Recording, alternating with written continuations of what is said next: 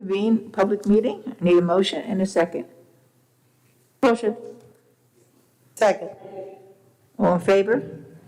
Aye. Motion so carried.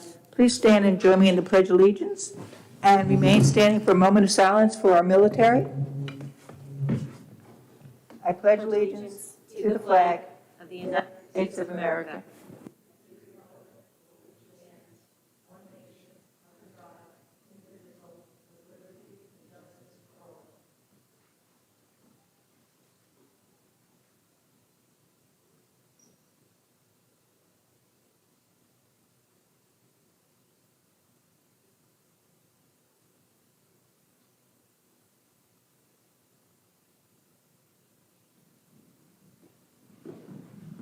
Will the district clerk please call the roll? Yes, we have Mr. Murphy, Present. Mrs. Mallon, Present. Mrs. Kennedy, Present. Dr. Adams, Present. Mrs. Napolitano-Furno, Present. Mrs. Hutchinson, Present. Mr. Hauser, Present. Mr. Middleman, Present. Mr. Kolahifar, Present. Mrs. Augulus, joining us via Zoom, and myself, Ms. Kemp, the district clerk.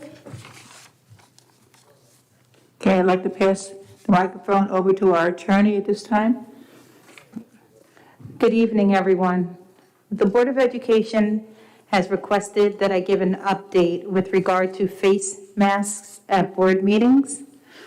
Our office, Gercio & Gercio, recently heard from the New York State Department of Health and heard that they did not consider the face mask regulation to mandate the wearing of face masks at school board meetings. Upon hearing this, we ourselves contacted the New York State Department of Health to get clarification, because this is not how it was interpreted in the past. In response to our inquiry, the New York State Department of Health sent an email confirming that it does not consider its regulation or guidance to apply to school board meetings held outside of the school day where students are not present. They did not acknowledge that many school board meetings have students present, nor did they acknowledge that extracurricular activities take place at the same time as school board meetings in many districts. Notwithstanding, they did indicate that school districts and local departments of health, such as the Suffolk County Department of Health, can have stricter mandates with regard to masks at school board meetings, and indicated that local school districts should contact their local departments of health to make that determination as to the requirement of masks at school board meetings. As you know, the Connecticut School District has mandated masks at school board meetings based on its interpretation of the guidance and the plain language of the guidance, and is currently working with the local Department of Health, Suffolk County, to get a full and final determination as to whether masks will be required at school board meetings. In the interim, the district is going to continue to require that until Suffolk County can give final guidance with regard to this issue. So the board wanted to give the community full transparency on this issue and where it stands on this issue at this juncture. Thank you, Lisa. Okay, we're going to move on to the minutes. I need a motion and a second to accept the minutes of the September 28, 2021 Board of Ed meeting. Motion? Second. All in favor? Aye. Okay. I'll call for a motion and a second to accept the minutes of the October 12, 2021 Board of Ed meeting. Motion? I'll motion. Second? Second. All in favor? Aye. Aye. Okay, we're going to move on to the Audit Committee. I call for a motion and a second to suspend the business meeting and convene the Audit Committee meeting. Motion? Motion. Second? Second. All in favor? Aye. Aye. Motion so carried. Okay. So now we're going to, Mr. Hauser, do you want to Take the microphone. Yep.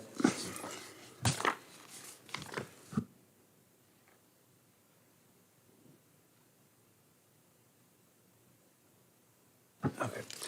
All right, so the audit committee and the presentation that was going to be scheduled with Jill Sanders, our auditor, is not going to happen as scheduled because the board needs to discuss and decide on the actual tax levy amount as of June 30th, 2020. So at this time, can we have a discussion about that, or do we want to wait until the actual portion of the agenda where the resolution is? We can have the discussion now. Okay. All right. So as of June 30th, 2020, the district's unassigned fund balance exceeded what is called the state guideline or the state limit of 4%. After we allocate funds into the reserves, and the Board of Education back on June 17th approved a resolution to fund those reserves up to an amount of about $8.7 million. After we fund those reserves, we have an additional amount of money, which is $2,364,597 that we need to discuss whether we are going to leave it in the unappropriated fund balance and exceed the 4% by approximately 1.16%. That would bring us to about 5.16%. Or do we transfer that amount of money into the various reserves, which would require another resolution by the board in addition to the June 17th resolution? Or in my opinion, the third option would be to return part or all of that $2.3 million to the taxpayers. I'm under the impression that the board may have a fourth option that they would like to discuss. Oh, I have a couple of questions. We have Mylan talk about the fourth one first. Mylan? Mylan, do you want me to ask the questions and then you do the fourth, or do you want to do that, you first? Well, what I'd like to do is I just look back a little bit in history. So, I believe it was June that Bob was referring to, where the board had voted on a resolution of $8.7 million to reserve in those, to fund those reserves. But the original conversation was, at that time, with the prior business official, was to reserve up to $17 million. So, Bob, I just want you to sort of provide the whole scenario. There's $19 million in somewhat change. So can you talk about starting with the $19 million and then talking about taking off the $8.703 million and how we arrive to the conclusion of $2.364 million? Sure. What I'll do, just for consistency purposes, is I'll read a summary that I have here. So, as of June 30th, 2020, our tentative unassigned general fund balance is $19,209,865, which is 9.44% of the current 2021-22 school year voter-approved budget. This $19 million balance is from current year's operating surplus as well as accumulated operating surpluses from prior years.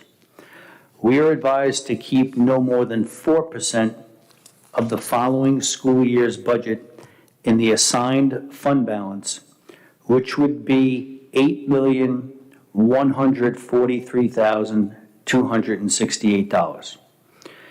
Currently, we are $11,066,597 over the 4% limit before any year-end transfers to reserves.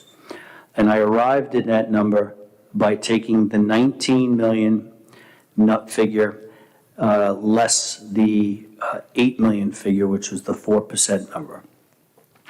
Back in June, on June 17th, the board approved a resolution to fund the reserves up to a total of $8,703,000. Therefore, we will be $2,364,597 over the 4% limit, and the actual number is 5.16%.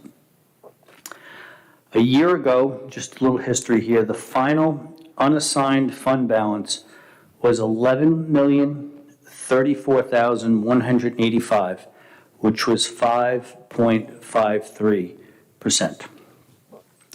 Mylan, did that help explain a little bit of the history as to where and how the numbers came from? You did an excellent job, thank you. So now let's talk about the fourth option. So I understand that to leave the unappropriated fund balance, maybe they get the final on their hand, because we kept over the 4%. The other one is to exceed the reserves that we've already funded at 8.703. Then we can return all or part of it back to the taxpayers. And then the fourth option that I was wondering if it is even possible is could that money be funded into right now we're essentially going to be pulling it as a capital project. Could some of that money be allocated or and there will be a voter vote to apply that money towards that amount? Or could it be put towards any other capital improvement for the facility, or could it be? But would that make sense? For children, like they have to, I'm sure there's another way of spending that money, but yes, I do believe, I think you said something about 4.8 something, I'm sorry, around $4 million was already going to be brought back to the, as part of that 19 million was already set aside to offset the upcoming budget, is that correct? I don't remember that exact number, it was 4 million something? Yes, that's correct. When we had the voters, the vote on the budget for the current school year back in May, the plan was to appropriate $4,458,874 to the budget, which was an increase of $858,874 from the prior year, or a 23.86% increase. Right. So if we couple that with the 2.3, then we're looking at almost over $10 million or $8 million being refunded back to the taxpayers in a way of offsetting the new budget cycle. But getting back to the fourth option, could we allocate or reserve that money for either a few put for both approval for the bond, like we did a couple of years ago, I believe it was like $10.5 million, where we went to the voters to put forward that bond that we just passed about a year or two ago. Or could we use it towards any programs or capital projects or repairs? So I will attempt to address your question, but I may have to defer to council for some specifics. So presently, we do have a voter-approved capital reserve budget that has already been funded, and we have already started to draw down on those funds. As I understand, a capital reserve is time-specific, amount-specific, and it's also subject to voter approval. So we would not be able to add any additional funds to that already voter-approved capital reserve.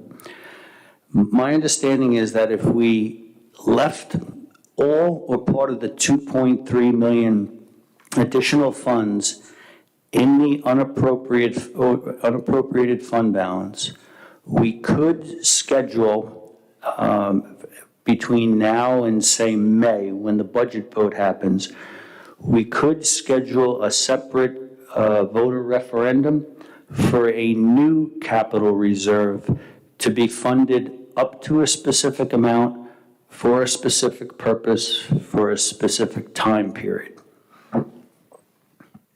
Marlon, can I jump in and just, I think what you're trying to ask is if the board decided to leave the funds, the surplus funds, the 2.36 million in the undesignated fund, at any time over the course of this school year, if the board wanted to appropriate that for something in the district, you can do that.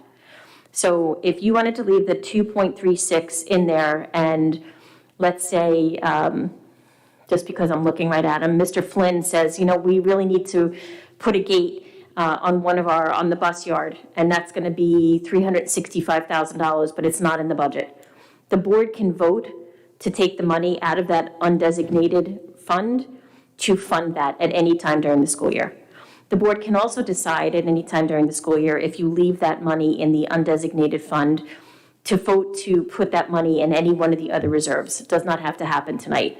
What has to happen tonight is we have to set the tax rate and the tax levy. So if the board decides to leave the 2.364, we do get an auditor's note that said you went above your 4%, but if there are things that happen in the district over the course of this year, the board can, with just a simple resolution, take money out of that undesignated fund to fund some things that happened this year. We did that last year when we funded from the undesignated reserve, we funded some of our COVID teaching staff that we didn't know that we needed when we actually put the budget together for the 2021 school year. Does that answer your question, Marlon? So, if I'm understanding it correctly, can that money also be used towards programs for children or in that same effect? That's why it's called undesignated, because the board can determine how to use that fund. So if we decided that there was some kind of program that we wanted to come in that wasn't in the budget, you could raise the budget by this amount and use that money by a simple resolution. So, isn't it already 1 million over? It's 1.17, am I right? So 5.16, so technically it's 4 million. It's still, so right now we already have $1.16 in overture, in surplus. I'm not following you. We're supposed to be at 4 million, correct? Right, yep. Okay, you gave us the number 5.16%. So what are we over the 4 million already?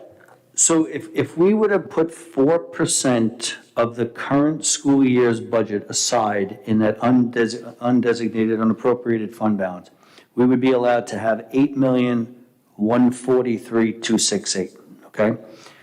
If we went ahead and added an additional 2.3 million there, okay, we'd go from 4% up to 5.16. Let me ask you something. Obviously, like I said, my opinion of it would be the best scenario would be to give the money back to the taxpayers, but I need to know what that does for the next budget. Does it take it down 8 million, which means you lose the cumulative effect of each small tax increase helping future budgets? Do we lose the compounding effect of the next budget increase? With the prices going up in the next few years, and so far everything jumping between diesel, gas, and paper goods, shortage of food, everything else seems to be going up. It would really be good to give something back to the community. So I'll try to answer. I have those same concerns too, Jackie, because we don't know if you would offset more money in addition to that $4.8 billion. I'm worried about the long-term effect on that, so that's why I was trying to avoid overfunding the reserves. I think by funding it, you put them over, I think that keep them up and healthy balances. And, as far as giving back more, I think, Bob, did you mention if we gave out stock, it comes out to like $3 a household, or how did you make that calculation? So if we gave back the full 2.364 million on a house that's assessed at $100,000, it would be a reduction of $3.14 on that particular house, on the school tax portion of the tax bill. If you extrapolate that number to, say, a home that might be assessed at $300,000, you would just multiply that $3.14 by 3. So a house that's assessed at $300,000 would save approximately $9.41 on their school portion of their tax bill. But it brings the percentage down from 1.65 to 1.5. Correct. That's correct.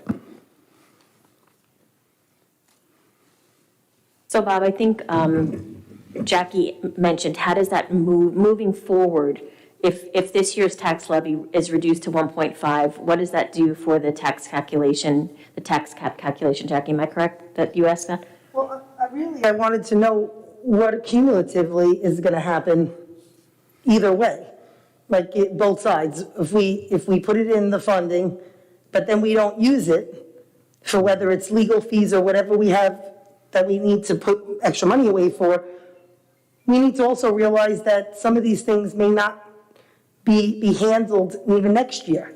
So again, are we going to continue to overfund and put surplus in our reserves? When I first got on the board, we had this issue. That was a big issue, and we had to draw down. If that's the case, why not do it now when there are so many people struggling in the middle of a pandemic? I just think that this would be the time to give back to the community, and that's going to be my vote. So I think there's two parts to refunding the monies back to the taxpayers. One of them is sustainability. If we lower the levy to the community, the amount of money that we need to operate the school district to the community by $2.368 million, it's a one-time reduction in the levy. All things remaining the same, if the school budget for the subsequent school year were to remain the same, we would more than likely have to collect that money back from the taxpayers to operate the school district if we didn't have a surplus scenario like we currently have. I want to say some of this surplus is attributable to the last 18 months with the pandemic and the way the district may have been operating in unique circumstances and unique scenarios here with other children being at school, not being at school. So it is a one-time reduction to the levy. The other part that we have to be careful is, as we lower the levy, it sets up the tax cap, the New York State tax cap, for the following school district, the following school year. So if the tax cap is truly 2%, which is what I'm hearing right now, it's really pegged to the consumer price index, the rolling consumer price index, which right now is somewhere in the area of 4 to 5%. The tax cap says, regardless of how much it goes above 2%, school districts can only increase their levy by 2%. So if we refunded the 2.368 to the community, 2% of that is $47,280. So we would be in a deficit as we start to build the following school year's budget and levy by that $47,000 amount when it comes time to the tax cap calculation.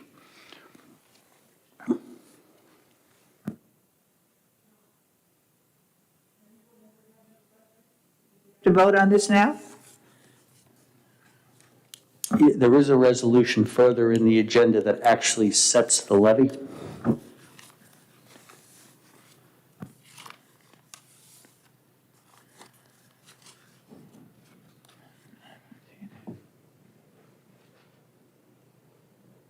Well, we're looking for guidance from the board to see how that 2.264 should be allocated. Right. You know, I like actually to leave it in the unappropriated funds. I think that's probably the best idea. I agree, that would be my vote as well. What do you say, William? I would like it in the unappropriated funds, so, you know, you discussed it, and Linda discussed it, and that makes the most sense to me. So actually, I'm going over the 4%. Correct, yeah, option, it was number 4. The one that you brought up. Yeah, this is not the first time we've gone over 4%. I feel comfortable. Is there any way that we can take the 2.364 and set it up in its own account, and where there is a reconciliation of how that money is going to be spent, so it's not sort of put into the whole, act? Typically, we wouldn't do that. It would go all as one number in literally one bank account. But we would have a record and documentation, certainly in the financial statements of that amount if we needed to reference back. If it does go in that unappropriated fund balance, it doesn't mean that the board cannot at some future date decide to refund some or part of it to the taxpayers. It just allows that flexibility. No, I understand, but I think, I'm still comfortable going over the 4%. And for any unforeseeable, things that may come up, but more importantly, maybe bring it back to either funding a program or doing something to improve our facilities. I think that's what Bob's saying, is that as long as we have it in the reserves, it can be used for whatever the board designates at that point. You'd need a resolution, Mylan, so nothing would happen to that funds until the board decided that you wanted to access it, and that would be by board resolution. My, No, I understand. I just want to see the accounting of it. So we started at 2.364. I just want to know how every penny is going to be spent and as transparent to the community. Mylan, the only thing is, right now, we're already over the 4%. We're at 5.16. That's where we would wind up if we gave the money back, if we, No, if we did not give the money back, if we kept it in the unappropriated, we would wind up over the 4% at that 5.16. if we give back the 2.364, which is really just lowering it to 1.5, what would be the number? Would it be 4% then? Yes. And that's where we're supposed to be, correct? That's correct.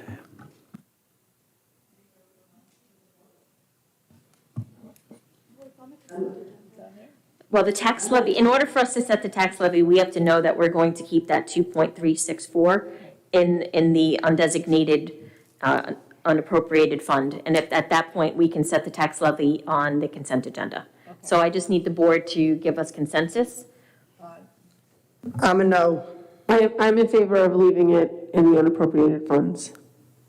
Brian is also? Yes. I'm for giving it back to the community. And Mylan? I'm going to go with the option one, where we go over 4% on the appropriate, fund balance, and in this way, again, it's going to be transparent how the 2.364 is going to be spent, and some kind of reconciliation how it gets spent. Okay, so it's, the motion passed. Motion so carried.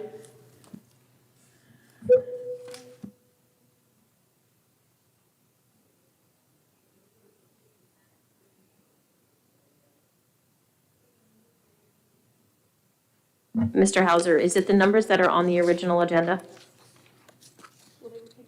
Yeah, if you don't mind, let me read those original numbers just to make sure they agree to your records. So,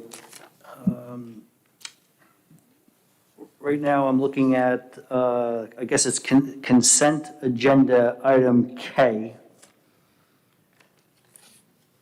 where it says the superintendent of schools recommends that the Board of Education approve the 2021-22 school tax levy of $132,245,824 and a library tax of $6,389,000 for a total of $138,634,824 in accordance with Article 1, Section 8 of the Suffolk Tax Act.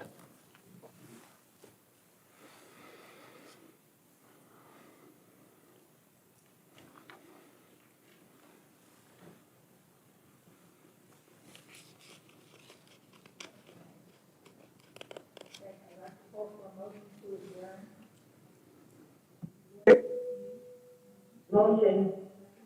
Second. Aye. Aye.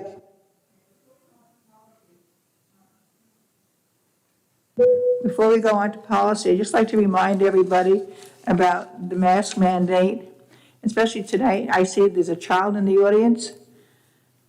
So we're waiting for further guidance from Suffolk County, but in the meantime, we should be wearing our masks around our face, around our nose, and if anyone has a mesh mask, we do have other available masks for you to wear. In order to follow the guidelines, I'm going to ask Don to see if anyone needs anything. Thank you. We need a motion and a second to go back into our meeting. We need a motion and a second to come out as audit committee. Oh, We came in. Okay, we need a motion and a second, go back into regular meeting. Okay, I need a motion and a second to go back into the regular meeting. Motion. Second. Second. Okay, all in favor? Aye. Aye. Okay, so now we're in policy. I need a motion and a second to approve the first reading of the revised policies as presented. Motion. Second? Anyone second? Second. Any discussion? Linda, can you elaborate on the policy 8131? There wasn't added paragraph to that. Where that paragraph came from? So all of the paragraphs that we added to the policies that you see in front of you were added either due to state regulation changing, statute changing, or guidelines changing. We normally get that verbiage from a NISBA service that we have as part of the district package with NISBA. So every single thing that was added to the policies that are on here tonight was a NISBA update. Okay, can you just talk a little bit about the paragraph that was added 8131? It's the 27C. Do you want me to read the NISBA update? Yeah.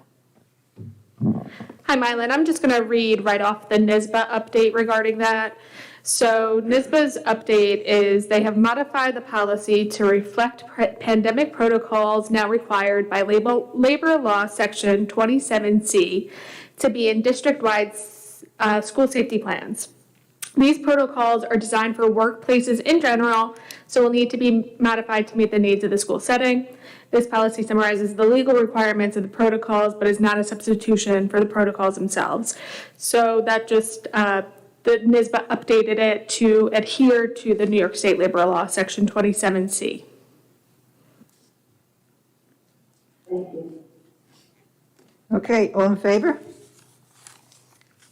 Aye. Aye. Aye. Aye. Okay, you want to talk about the exhibits? Superintendent presents Exhibit 8635-E, Parents' Bill of Rights. Do you want to discuss anything about that? There's just changes to the Parent Bill of Rights. This is the exhibit that gets sent home to parents in order to explain the rights that students have to data privacy and security. It's just edification for the board. Okay, thank you. We're going to move on to discussion items, student government report. You need a vote on that exhibit? No, One other thing, I thought, doesn't say here.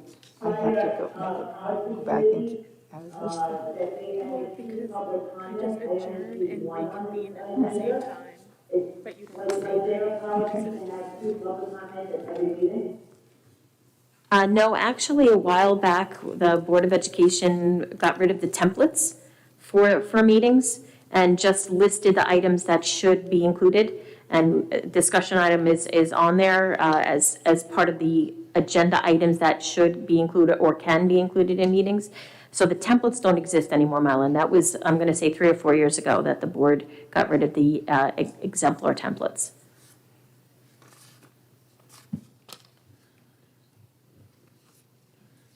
No.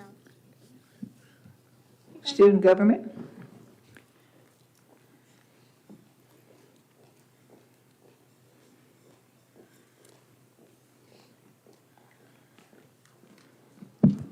Hello, everyone.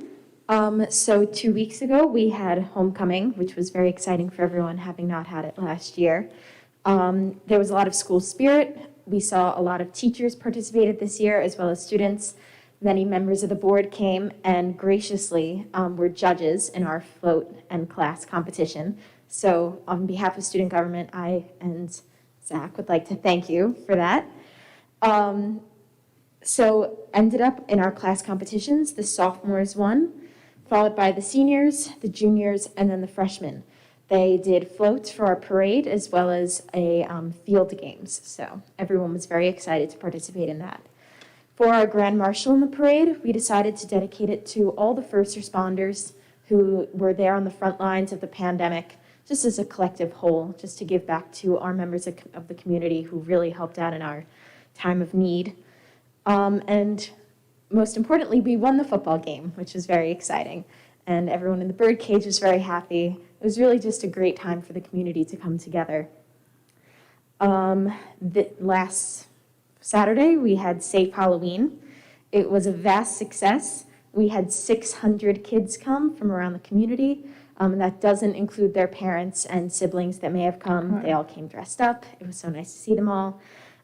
We had 150 kids from student government volunteer their time for community service to get dressed up and give out candy. And we also, as well as payment, which raised money for student government, we had every child had to bring a food for our food drive. That food drive is officially kicking off on the 19th, but we've already gotten so many items from the people who came to Safe Halloween. So it was a really nice event for the community. Just to reintroduce myself to everyone, my name is Zach Palazzado, and I am president of the student government. Student government in the future, moving on from now, is holding the annual Winter Spectacular. That is the light show that we are bringing back from last year. We are still in the planning stages of this, and last year, as it was the first time we had ever done it, we're looking in many different ways to improve. And we'll be having our first meeting for it this upcoming Thursday, where we will have more details on the theme that we're doing, involvement with students, and then other philanthropic reforms that we're looking to bring towards it. In a similar light to homecoming, we are having all of the classes participate, have their own section along the light show drive-through where they can decorate with lights. We did that last year as well. So there will be an opportunity to judge the drive-through as well, which we will keep you posted on. The Helping Hands Club also has paired up with the Anti-Bullying Club. They did this about 2 weeks ago, and they invited all of the new students to come to a social hour. This year in our district, not in the district, in the high school, there are 68 new students. So we really wanted to try and integrate them into the community, meet with some students that can help get them involved, help make friends, and establish those relationships. So we had an amazing turnout with 50 new students, as well as over 100 student volunteers from both of those clubs to come. We had a Halloween theme, we painted pumpkins, played different games, and it really was amazing. I would like to thank you, Mrs. Napolitano, for coming to that event as well. Thank you for having me. It was awesome. Of course. And then lastly, just more of a general statement after the pandemic and the gap in extracurricular involvement this year, it's evident to see that we are not falling short and we're right back to where we used to be. And myself, as well as all the other students, teachers, and the community of Connecticut can definitely see that. And it's really thrilling to see that everyone is getting involved and there's so much going on. Have any questions?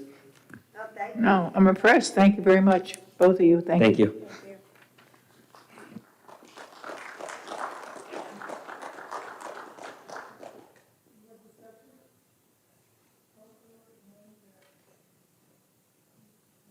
Mr. Blower, you want to present this?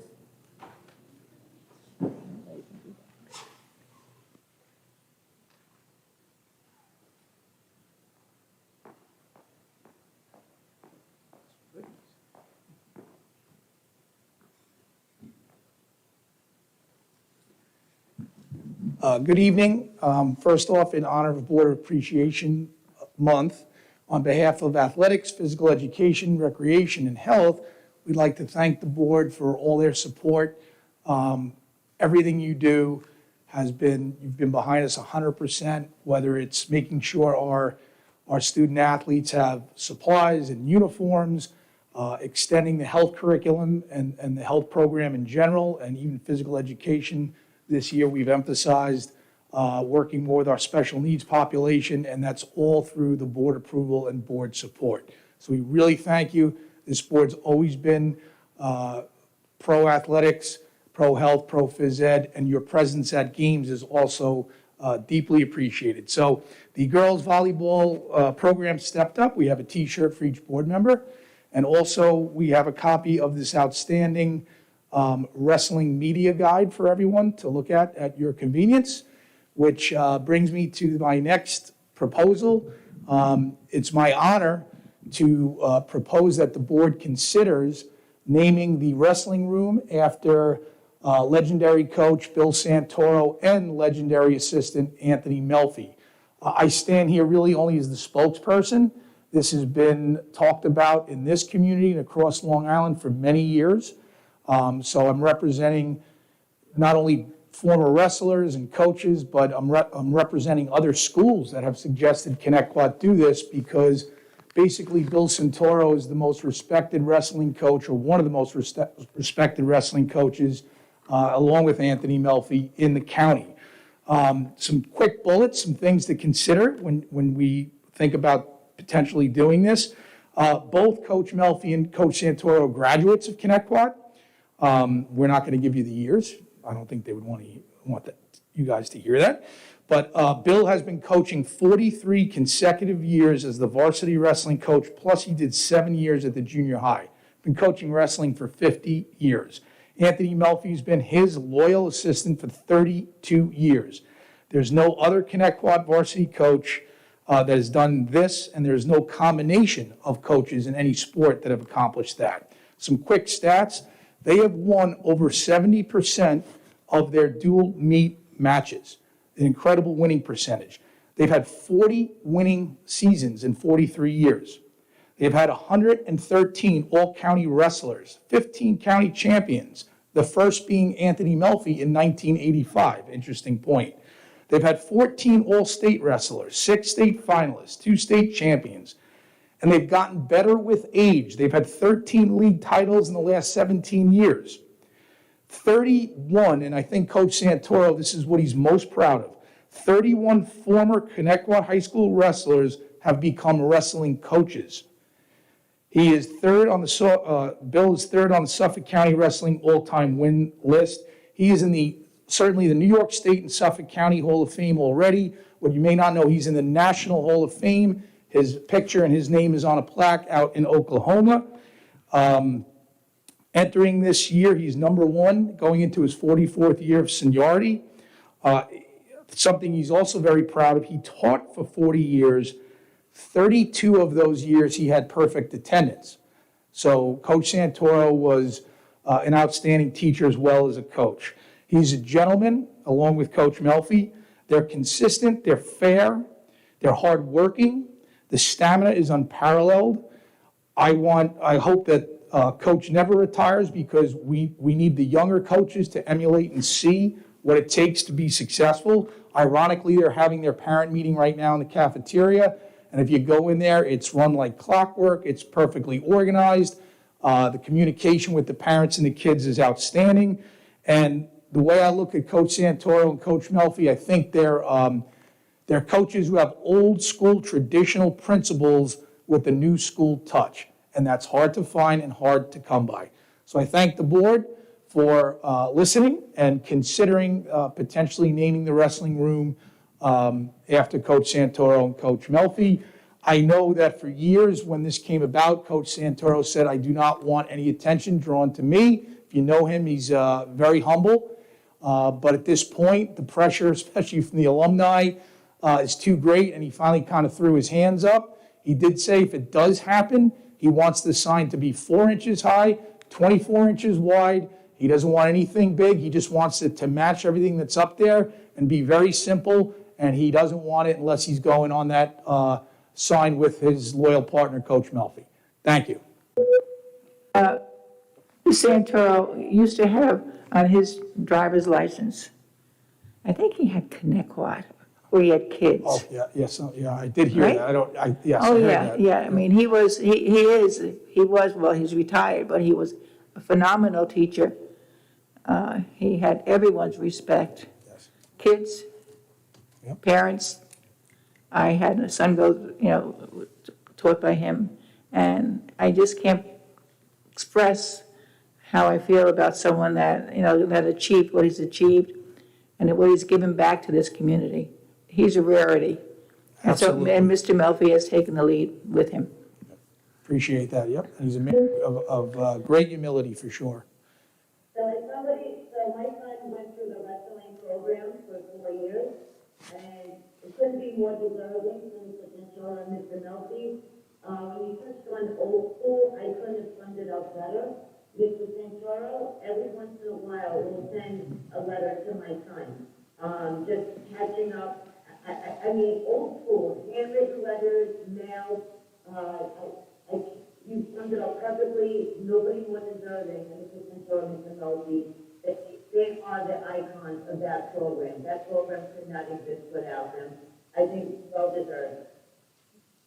Thank you. I'd really like to resolve that we handle this tonight, if at all possible, if the superintendent would be willing to recommend it.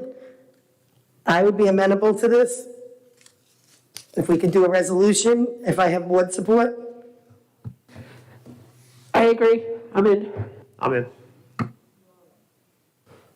Congratulations. Thank you. Lisa, do we need a resolution on the consent agenda, or can we vote right now on some kind of resolution? How do you want us to handle it legally? I believe that maybe a separate resolution can be drafted after you do or before you do your consent agenda. I'd like to put it together for the board, if that's possible. Perfect, sure. Thank you. Thank you all. Thank you very much. Thanks, Pete.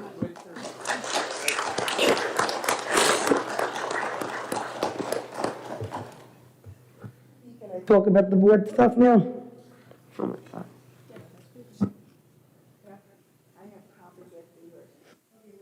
Topic I'm gonna do is, because the kids are leaving and I wanted to tell them, but I have to tell you, they brought it up, but I'm gonna follow it. The Connecticut High School Social Hour was so nice to see the Helping Hands and the Anti-Bullying Club with the new students, getting to meet the current students, and the kids were sitting together and talking and trying to, they had wood decorations that it was so nice. It was so nice. I absolutely loved it. What a great thing. I love seeing that kind of stuff. So thank you to the high school administration and to the teachers that put the time in to help the kids do this. It was excellent. The pep rally, homecoming, great time for anybody who came out. Really, it's outstanding. Safe Halloween, I absolutely loved it. I walked around without children this year. I was walking with other people's children, just random children in the hallway, because I absolutely love that program. The student government, they did a great job. Their advisors, teachers are outstanding. It was such a great thing for the kids, and to see all the little kids online outside was beautiful. So really, a special thanks to the high school for all the things they're doing up there. Okay, Lee, you want to go first with transparency, and then I'll go off you. I have a different topic I want to discuss. Okay, you want me to go first, or you want to go first? Go ahead, you can talk about transparency. Well, the transparency for me, that it's right underneath, is the individual contract postings. I still am advocating to put them up, since we have others up, and I think that it would behoove the district to give full transparency. They're all up, because Jackie. the foils, They're already up. no, I thought the ones that are not the ones that are union, the ones that The are, individual contracts are all up. you put them up now? They're all up. Oh, okay, thank you. You didn't tell me. Yeah, I thought I saw that in the email also, Jack. I didn't see that, so I apologize. Okay, I just have been advocating for that for a while, and I didn't think there was support, so thank you. Okay, the other thing was the voting delegate for the annual meeting, which we ended up missing anyway, right, Jesse? Because I think that already took place. Yes, it did. Okay, I would have liked to have done that at the last meeting. That was something where we would have sent one board member to do a Zoom, and then at least our district would have had a say in some of those things that they're advocating for. Now, we don't have a say, so in the future, it would be great if one of us did that. Number 3, security raises. Lee, would you like to say anything? No? Okay, well, I'm good with what we ended up doing. Am I able to say, or? I mean, is it on the agenda? Yeah, well, then I'll wait till we get to that point. Yes, it's Okay, on so the I'll come agenda. back and I'll have that discussion when we actually vote. The assistant superintendent's contracts, that was the individual contracts. Thank you, Dr. Adams. The building visits was, I wanted to find out about Halloween and Veterans Day. It would be nice if board members were able to go to these. In the past, we've gone. I would love to see some of the Halloween parades if they're doing them. I'm hoping that they're being done. I mean, these are the things the kids look forward to. We're able to do so many other things. It would be nice if we're able to do these. Veterans Day at the few schools that do the big celebrations. Thank you for doing that, for the men of service and women of service. Thank you for their service, and thank you for what they're doing for them. I would love to go to that as well, if there's something we can do. The invitations have already started to come in. So you'll be getting those invitations as we get them, we'll forward them to you. Perfect. Open meetings law and Robert's Rules of Order. I put that on because I feel like we have too many discussions in executive that are not executive content.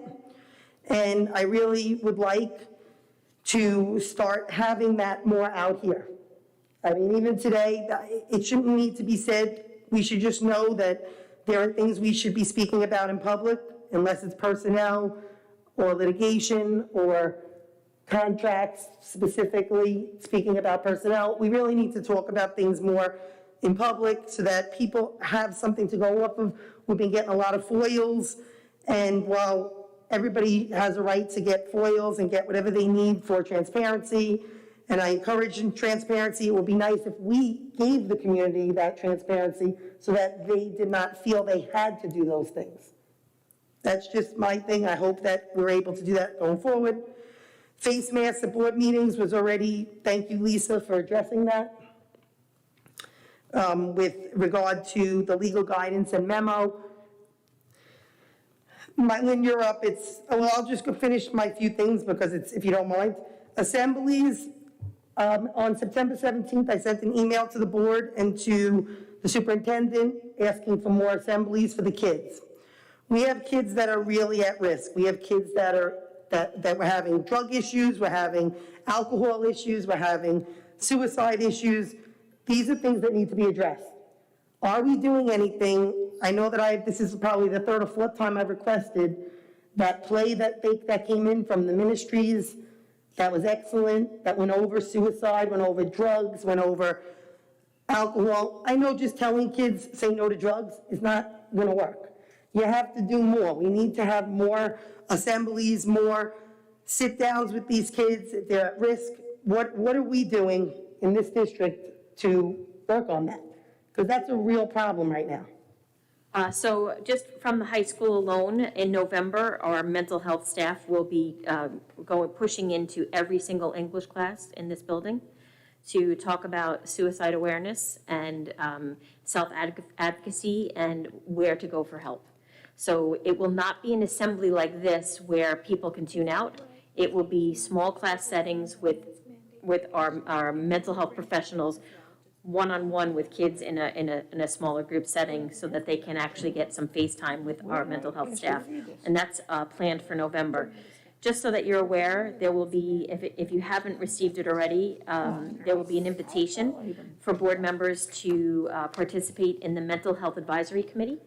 The first meeting of that, which will be run by Mrs. Santo out of Mrs. Santo's office, will be, I believe it's November 2nd, thank you, was in the FYI.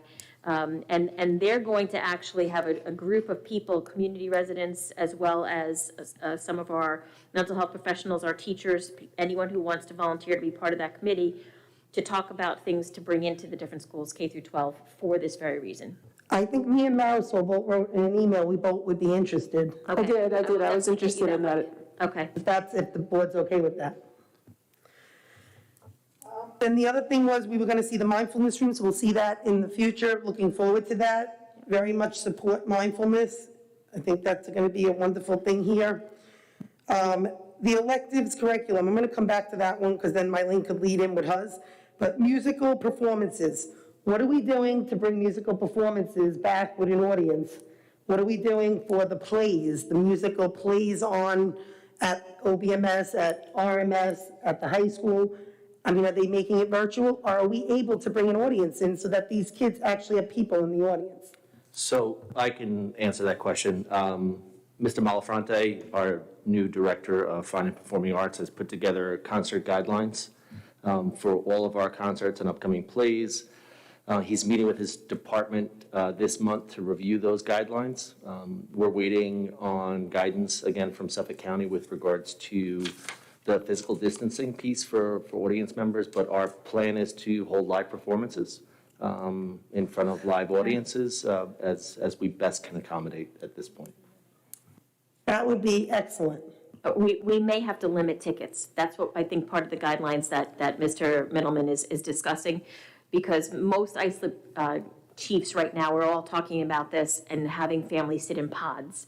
So but we want to make sure that every family is represented that wants to be here. So it's likely we may have to live stream some, so that you can't bring 15 people each family, because we might not be able to socially distance appropriately, but that's guidelines we're waiting on as well. I actually am very much for live streaming going forward. I think we had this discussion, you and I, about live streaming the different, I wanted to see for this year coming up, live streaming of all the graduations. I mean, I don't care if it's elementary, 5th grade, going all the way up to the high school. We have a wonderful tech department. If we're able to get them to do this, I think it would be a great thing. I think there are parents that can't get out of work. They work it's unfair that the child, if only one parent could be there. And how nice is it if they could take their lunch or do whatever and, have somebody record it even so that they could watch it later on.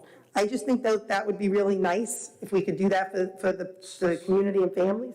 So we have been live streaming most of our events, our Honor Society inductions, as well as we have an upcoming Computer Science and Engineering Night that's going to be live streamed, as well as a Careers in Math Night that we're hosting as well. So we are doing that. I may have to come to the board with a proposal for support, which I will do in the near future. Thank you, Dean. Appreciate that. Yeah, that kind of stuff I think is great. Even going forward, if we're able to accommodate so that those who maybe have small children and don't want to be, their kids may not be able to sit for something, maybe do it that way. Okay, then the last thing that I had was the electives and curriculum. I was interested, and I sent in an email to you guys, again, this was in the middle of September, about wanting to see more of life skills, wanting to see if there was a way we could do a curriculum or elective more so at the middle school level or high school in the future, that would bring in a doctor to talk to the kids, maybe after 2 weeks of talking about the medical field. Bring in maybe one of the nurses from our district. We have people in our district that could come in. Have a teacher maybe talk to the kids about being a teacher. I just thought it would be great to have like a live curriculum where you have different people from different careers and walks of life come in after speaking about that career for a week or two, because you see so many kids go off to college or change their major a bunch of times because I didn't know it had this, I didn't know it had that, I don't want to do that, and that could still happen. But it would be so nice if you gave them a view of what it's like. If we gave them like a real live, this is what it would be like, the day in the life of a fireman, the day in the life of the superintendent, the day in the life of a teacher, the day in the life of a nurse, the day in the life of a lawyer. It would be nice for them to see what these careers do and to really hear the pros and cons from the people who actually do them. Because I'm sure, if I ask Lisa, right, as an attorney, there's pros and cons, right? There's pros and cons, the superintendent, there's pros and cons. Absolutely. Right, that kids don't really know, adults don't know. So I just think we need a CPA, we could bring in our business official, we got all these wonderful people that have such great backgrounds, why not utilize that to make an elective that might be something that kids who are really on the fence and don't know what they want to do when they grow up or get older, I just think it would be something that could be something wonderful for the kids that right now are just, trying to figure out what's best for them and what road to take. And you know what, like Mylene put on here, and she's going to talk, college is not mandatory. It's not. You got the military, you got all these other avenues. Why not encourage kids to look into them? Maybe college isn't for you. Doesn't mean it's bad. I know many people who did really well for themselves and didn't go to college. Marlene, you're up. Oh, sorry. I spoke to the superintendent about this. Well, a couple of things. I'll do the easy one first. The movie Wonder Middle School, is it going to happen? Dean, do you have that information? Wonder, middle school? In the No. health class? I will check with Ms. Santo. She said it was going to happen. And I just wonder if anyone brainstormed to build that curriculum up. So, and they studied the movie so they can ask more appropriate questions and is there any follow-up they could do after the 3 sessions of watching this particular movie? It's about anti-bullying.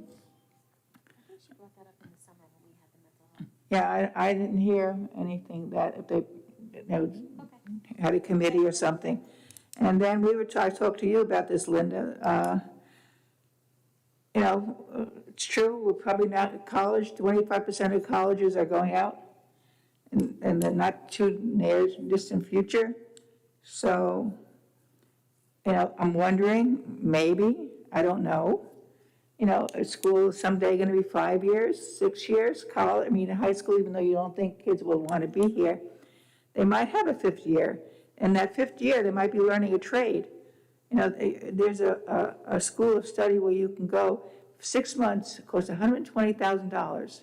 It's a 6-month course on coding, 12 hours a day. And you come out making a couple $100,000 a year and more. So one of the things I was curious if we can go take a trip into a magnet school in Manhattan for technology and maybe something else. Maybe we can do something in law, and that would be perfect. Another avenue that we haven't looked at that we in Connect we are doing technology, we are doing coding, and that's great. But there could be more if we check out that magnet school. And Linda, you mentioned that school in Mineola. If we can do that. So we want to take a board field trip? A board field trip, whoever wants to go. And Dean, is there any chance that you check with Kings Park? So I did reach out to Kings Park, and we are throwing dates back and forth. So as soon as I have a date solidified with the individual, I will let the board know. Okay, I think it's block scheduling is what they're doing. I don't know, have they? I don't know if that's good or bad or, I don't know. They say you can learn more in 80 minutes a couple times a week than you can in 30 running from one class to another. I don't have the answers. I only have questions. So I was really just curious about that. But I think it's time that we broaden our vision. We did a great job. This administration, in the last 8 years, we brought in programs that kids can go out and get a job. But I think now it's time to look further. COVID's hopefully almost over. You can take a deep breath, hopefully, not too near distant future. And we can start focusing on education and what's good for the students, what we can bring in that's new. We're in a new world today. It's not the same world as reading, writing, arithmetic, and taking naps. Just not the same world, If you remember that, kindergartners go half day. And in that half day, 2.5 hours, they would take a nap. Today, our kindergartners are writing and reading books. You know, this has happened in this administration right here in the past 8 years. It's amazing what has gone on. But there is a lot more, and I think that if we work together and just look outside the box, we can be, number one, not number 10. So that's my little blurb. Mylan? Yes, thank you. So I had spoken to the author of the book, College is Not Mandatory. And it was a great conversation, spoke to about a half hour. And so many parents focus on college. After high school, testing, have to get into that great college. And I think the pandemic has reminded us that not every profession needs to be college destined. And I think it's important that we do touch on different professions and how do we talk to our kids about the different opportunities that they have. That doesn't necessarily mean that it's going to be college bound. And I think I think children do feel the stress and having to feel that college is their only option when there's so many other options that they, can possibly look into. So I was wondering, and it goes along pretty much what Jackie was saying about having a career night where it touches on all different kinds of careers, from blue collar to white collar, that our kids have a little bit more of a broader choices and different exposures to different careers. And I have a book here for you too, Linda. It's sort of like managing the kids through high school and what classes to take through high school to sort of get them closer to their goals, whether it be college or non-college. But I think going back to what Jackie was saying, I love the idea of maybe having a career night where we can set up different rooms, the kids can go to different rooms, see and speak to different people in all kinds of trades. That sounds interesting. Mylin, I love that idea. Anything for the kids to be able to get a true opinion from somebody who's in the field. And like I said, within our school buildings, we have CPAs, we have teachers, we have coaches, we have aides, we have nurses, we have a doctor, Gill, right, Dr. Gill? So, we could have all these people come in. You could pull from all different areas and see if people want to come in one day. You call Lisa, you want to come in and talk to the class or what? I really think it would be something for a lot of kids would be excited about a class like that actually could help them make a decision. Maybe they thought they wanted to be a nurse, then they realized it's a lot harder than it looks. It sounds like, but you got to be able to do all those hard things and deal with a lot of different emotions, and it's not an easy job. But maybe if they saw it and did a week of learning, and then a nurse came in and spoke to them about the pros and cons, they could make more of an educated decision and say, maybe this isn't for me. Maybe I want to be a physical therapist instead. Or maybe I want to go and be a teacher instead and teach something in the medical field. There's a lot of different things you could do with this. I just wanted to throw an idea out that maybe could bring some fun to kids and also help them, because I'm seeing a lot of college kids changing their direction once they're in college. And some of these kids, they get like these STEM, the STEM, the math or STEM, what is it called? The scholarships. I apologize, scholarships. And then they lose them when they change directions. I know so many kids who got it like that $7,000 one, I think it was, like for STEM, and then they changed directions and went somewhere else. And you lose that money. So it's better if you say to them, hey, if you know what you want to be, you give them a little bit more information, maybe they know, and then maybe that wasn't the right scholarship for them to go for, but a different one was that could help them throughout. I think information is power for these kids to be able to make an informed decision and see what they really want to do. So you guys are leading me beautifully to the next point. You want to move to the next point, the next discussion piece? Yes, steering committee. So a few years ago, well, it's 8 years now, it seems like it was only a few years ago, but 8 years ago, we re-looked at as a district, the district mission statement. And the world has changed. The world has changed significantly in those 8 years. It was interesting because when we brought the committee together, it was really, I was charged by the board that brought me into the district to bring the community back into the schools and work with the community to change the schools for the better for kids.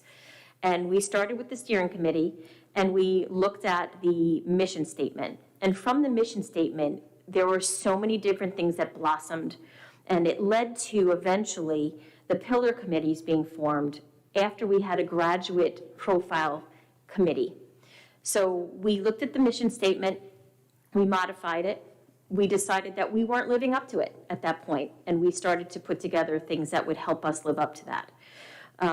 At that moment, we said, what did our graduates leave Connecticut with? And what did they not leave Connecticut with? And we put out a survey to the last 5 years of graduates, and I think that was in 2015 or 2016. And we got very many things back that were very interesting. And out of the things that the kids said, our graduates, our alumni, and our alumna said, we created pillar committees. We created almost the soft skills that, the curriculum that we have is given to us by New York State Education Department.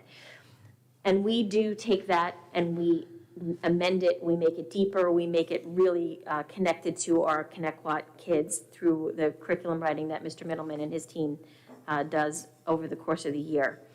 But there were things that the kids said, I didn't know how to do when I left Connecticut halls. Whether they went into the military, they went straight to a career, or they went to a college, they had things that they said that we could have done better. So out of that steering committee, which became the graduate profile committee, we created 4 pillar committees that the community came together and put together a 3-year plan of things that we could put in Connecticut schools to make them better for our future graduates.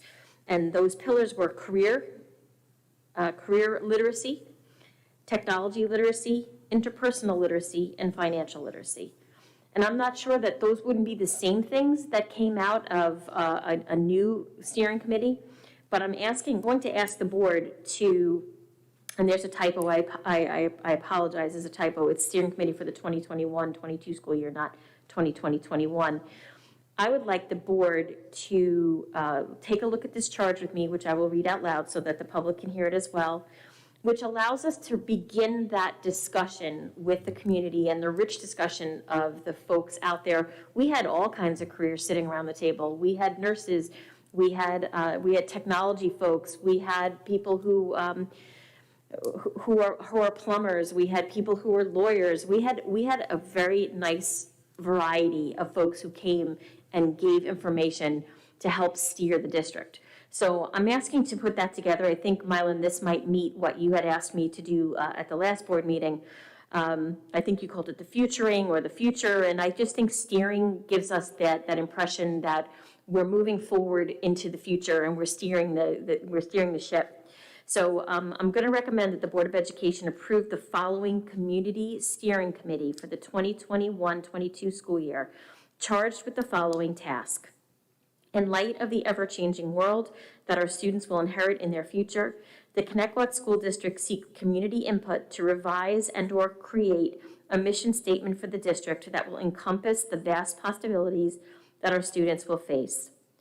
Continuing work of this committee will to charge subcommittees with proposing curricular and programmatic amendments that will prepare our students for their future endeavors. This committee will have the following 2 Board of Education members on the committee and with the following alternate members. So I just need to know what 2 board members would like to serve on the steering committee as folks that are part of that committee, and then who might want to be an alternate. I would be interested in serving. Okay, so now folks have to decide. Well, Marisol is not, needs some more things to do. She needs more things to do? All right, so. I'll be the alternate if you want to be, If you're cool with that, I'll do it with Marisol. what I just said. Okay, you know me, if you don't mind, I'll do that. And if you want, me and you could do like where we did with the armed guards, where I went, you and Mylene did that, where you went to one and she went to one, wherever you want to do it. Yeah, I'll be the alternate, so whoever doesn't want to go, I'll just fill in. So we'll start with Marisol and Jackie as the members of the steering committee and Lee as the alternate, and then when the committee breaks up into smaller groups, then more board members can get involved in the smaller groups. Does that make sense? Like it, that looks good. Okay. Thank you. All right, so I just need, I need a motion, well, I'll let Lee call it. Motion and the second was, before you read it, to adopt. Motion. Second, Second. okay, all in favor? Aye. Aye. Aye. Now, the board may also wish to discuss the new mental health advisory council. I know the mask. The board may also wish to discuss the new mental health advisory council, 2 representatives. Do you want to read the charge? Yes, so I do, I have it, be it resolved, the Mental Health Advisory Council will have the following 2 Board of Education members on the committee, and I was discussed earlier that it'd be Mrs. Napolitano-Ferno and Mrs. Mallon. Is that still what I'm using? If everybody's okay with that, I'm good with that. Same. And then, I'll be an alternate. and we'll have Mrs. Kennedy be the alternate? Mm-hmm. Okay, so do I have a motion? Motion? Second it? Second. All in favor? Aye. Aye. Motion so carried. Now we can move on to public comment.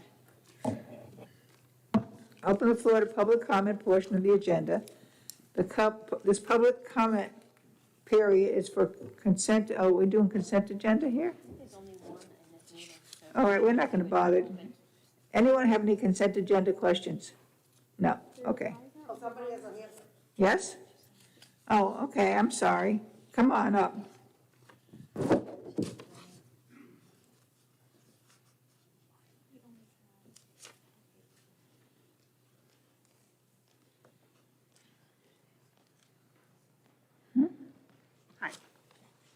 So I have a question on number 4, the Jewel class action lawsuit. How did this come about? How were we notified to join this lawsuit? That's the consent agenda number 4, right? Am I reading it right? Yeah. Okay. So from the only information that I have is on the recommended action, that long paragraph. Apparently, there's school districts across the United States are suing the Juul cigarettes. What I don't understand is I'm under the impression that the Juul cigarettes are only, you can only purchase, an adult can only purchase them. So why is a school district involved or wants to get involved?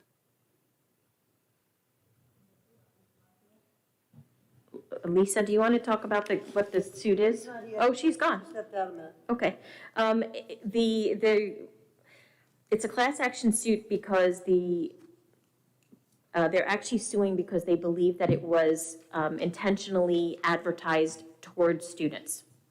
And so school districts across, mostly, it started on Long Island. I actually think it started in 3 village schools.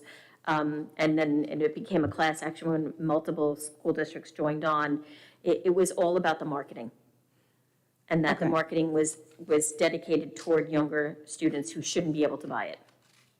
And what exactly are the damages that the school district is claiming? I mean, they didn't suffer a physical injury, so what would their damages be? Well, there's actually time spent on the disciplining of students who are bringing Juuls to school and using them illegally in the bathrooms. There's also been kids who bring them into school and therefore have detention and suspension and all kinds of disciplinary action. So it's taken time away from those children from being able to be in their classrooms because there's that disciplinary impact. So that's pieces of what we're talking about as damages. Aren't e-cigarettes unhealthy? Well, yeah, but that really is not impacting the school districts as much as the disciplinary issues that have arisen out of this. Right. So my question is, how did we get contacted to join the district? I believe I got an email or a mailing, and I think the board did as well, either an email or mailings multiple times from this law firm seeking if we wanted to join the class action suit. And when did you get the email? We've had, the suit is ongoing, so it's been, I think we've received it multiple times. This is the last time that we'll be able to talk about it, because I do believe that the class is closing. Would it be fair to say that you received notification that this class action suit, or the time in which you could join this class action suit, was within the last 6 months? Yes, and maybe even further in the past than that. Okay. And the board decided it would be a good idea to put it on the consent agenda, to have a vote? It's on there for their consideration tonight. Okay.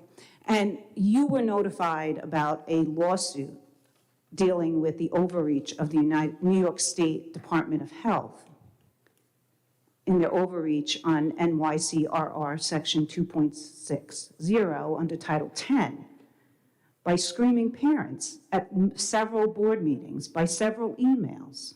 What does that have to do with the consent? Well, what has to do with it, Lee, is you find it necessary because there's money damages to put it on the consent agenda, put it out in the public to vote whether you're going to join a class action suit. Okay, it doesn't, okay, so let me explain something to you. The class action suit is, excuse me, you asked me a question, I'm answering it. You asked me a question, and I am answering it. So don't sit here and buzz me, because I'm bringing something. I wasn't buzzing you, I was turning on my. Oh, I'm sorry, I heard it buzzing. So it just is inconsistent. So you're looking at a payday, so But it's first of okay all, wait, to well, put on I have to- class action.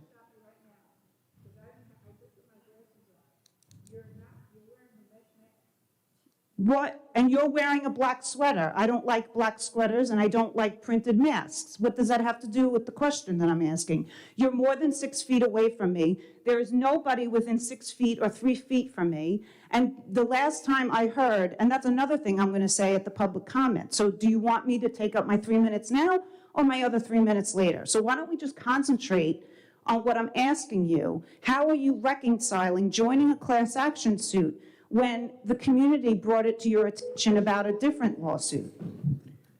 And it wasn't even bothered to be put on the board for a vote. It's a comment, it's not a question and answer session. Thank you. Well, you asked if anyone had questions about the consent agenda. Yeah, you made your statements. There's nothing on there about anything else other than what you had requested.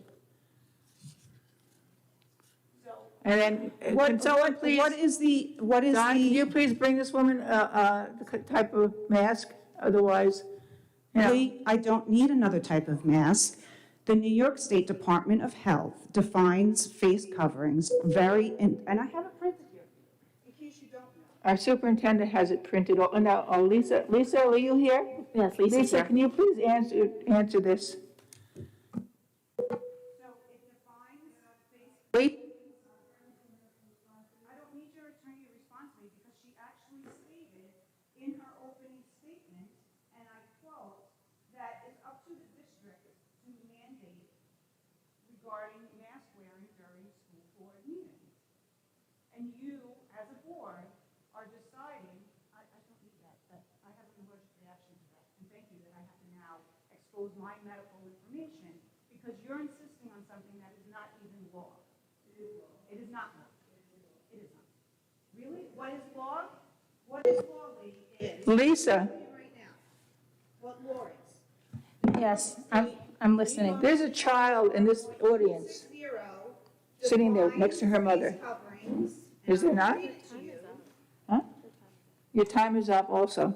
Okay, well, Your time is up. conversation, and you can't sit there and engage in a conversation and think you could just say things that aren't true.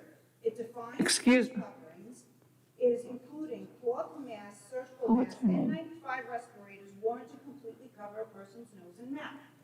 Cloth masks, what I'm wearing is a cloth mask. It does not say that it can't have, or that you can't see the person's mouth. So maybe It actually does. The CDC says no mesh masks are not permitted. The CDC states the following: wear cloth masks with a proper fit over your nose and mouth to prevent leaks, multiple layers of tightly woven, breathable fabric, nose wire, fabric that blocks light when held up to bright light source.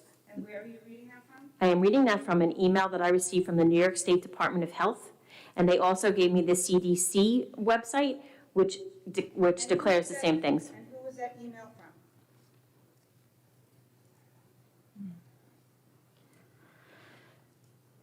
The email is from school.sm.schoolquestionscovid, which is the school arm of answering questions of the Department of Health. Okay, and that is in an email form, is that correct? That is correct. Okay, and that does not have a legislative backing.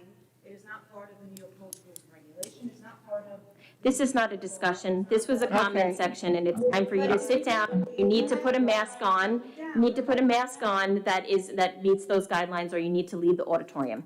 I don't believe that requires it, and your own attorney stated that the district has the authority to dictate what is happening during the board meeting. That's correct. And you're all willing to relinquish your authority as a Please put on a local mask or governing leave the body. auditorium. You're not following the guidelines that are in place right now until we hear from the Suffolk County Department of Health Services that we do not wear masks or need to wear masks, which is what Mrs. Hutchinson said earlier. Then you need to wear a mask to be in our school system. So What you please said put a was mask that you on needed the- that you needed the meets the guidance. CDC guidelines, or you're going to have to be asked to leave. So you just answered it, and I'm glad that it's being live streamed, so that you are really clear on record that you are willing to relinquish your local control to the Suffolk County Department of Health, when it was very clear by what Ms. Hutchinson said at the beginning of the meeting, which, by the way, your mask is down, that Please it was. sit down that- and take a mask. No, well, We need you know to what, move it's our we need to completely move our unfair meeting that you're forward. sitting here, making This these is guidelines a board without- meeting in public, not a public meeting. Please go take your, I and was sit down. starting to ask questions about the lawsuit, and you guys decide that you want to sit here and talk about my mask. You can't have it both ways. You can't. It's not on consent. Well, I'm not done asking about the Jewel lawsuit, so I will go get my own another cloth mask, so that I can finish asking my questions, because Lee is the one who interrupted my line of questioning. That's appropriate. Well, excuse me? You need to put on appropriate masks. I will, and I will be coming back up here. I want more answers about this lawsuit. So the reason my mask was down, because I was trying to answer a question. Lee, I believe you asked about the authority, or where the authority comes from for masks to not be mesh masks. The emergency regulations adopted under 10 NYCRR, Section 2.6, adopts the CDC's definition of appropriate masks, and it is, as Dr. Adams read, Don, so I she doesn't won't have repeat enough. it, but that's where the authority comes from.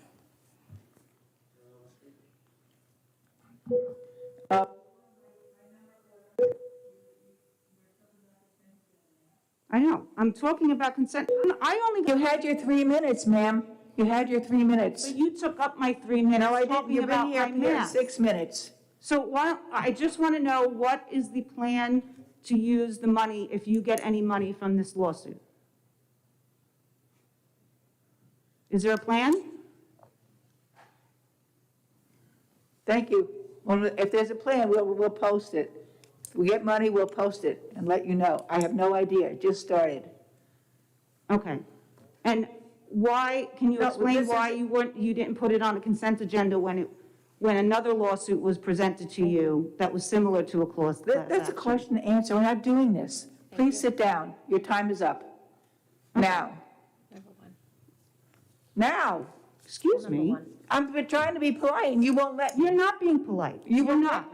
You're not being polite at all. Okay. Any other questions on consent agenda items only? No, speakers. Somebody's got his hand up. Yeah. Come on down. There's only one public. Have we passed the public comment section? Three. I'll wait until 2 and 2. Public comment. Anyone else for public comment? Is this just regular public comment now? Because there's only one. one session. I thought we were doing the consent Okay, agenda. so I'm we so have to be- confused.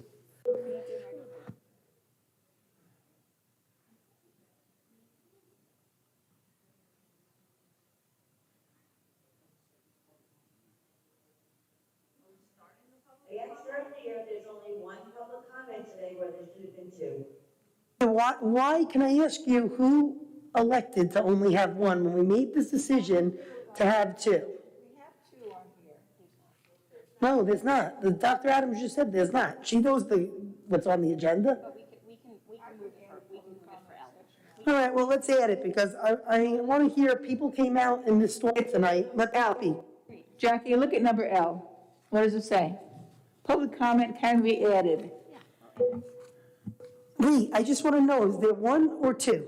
There's one definitively on, but we'll add. Okay, but in the future, we had this discussion that it's not one person who's supposed to make this decision, it's the majority, and we all want there to be two public comments. Oh, it was going to be two. I was under that impression as well.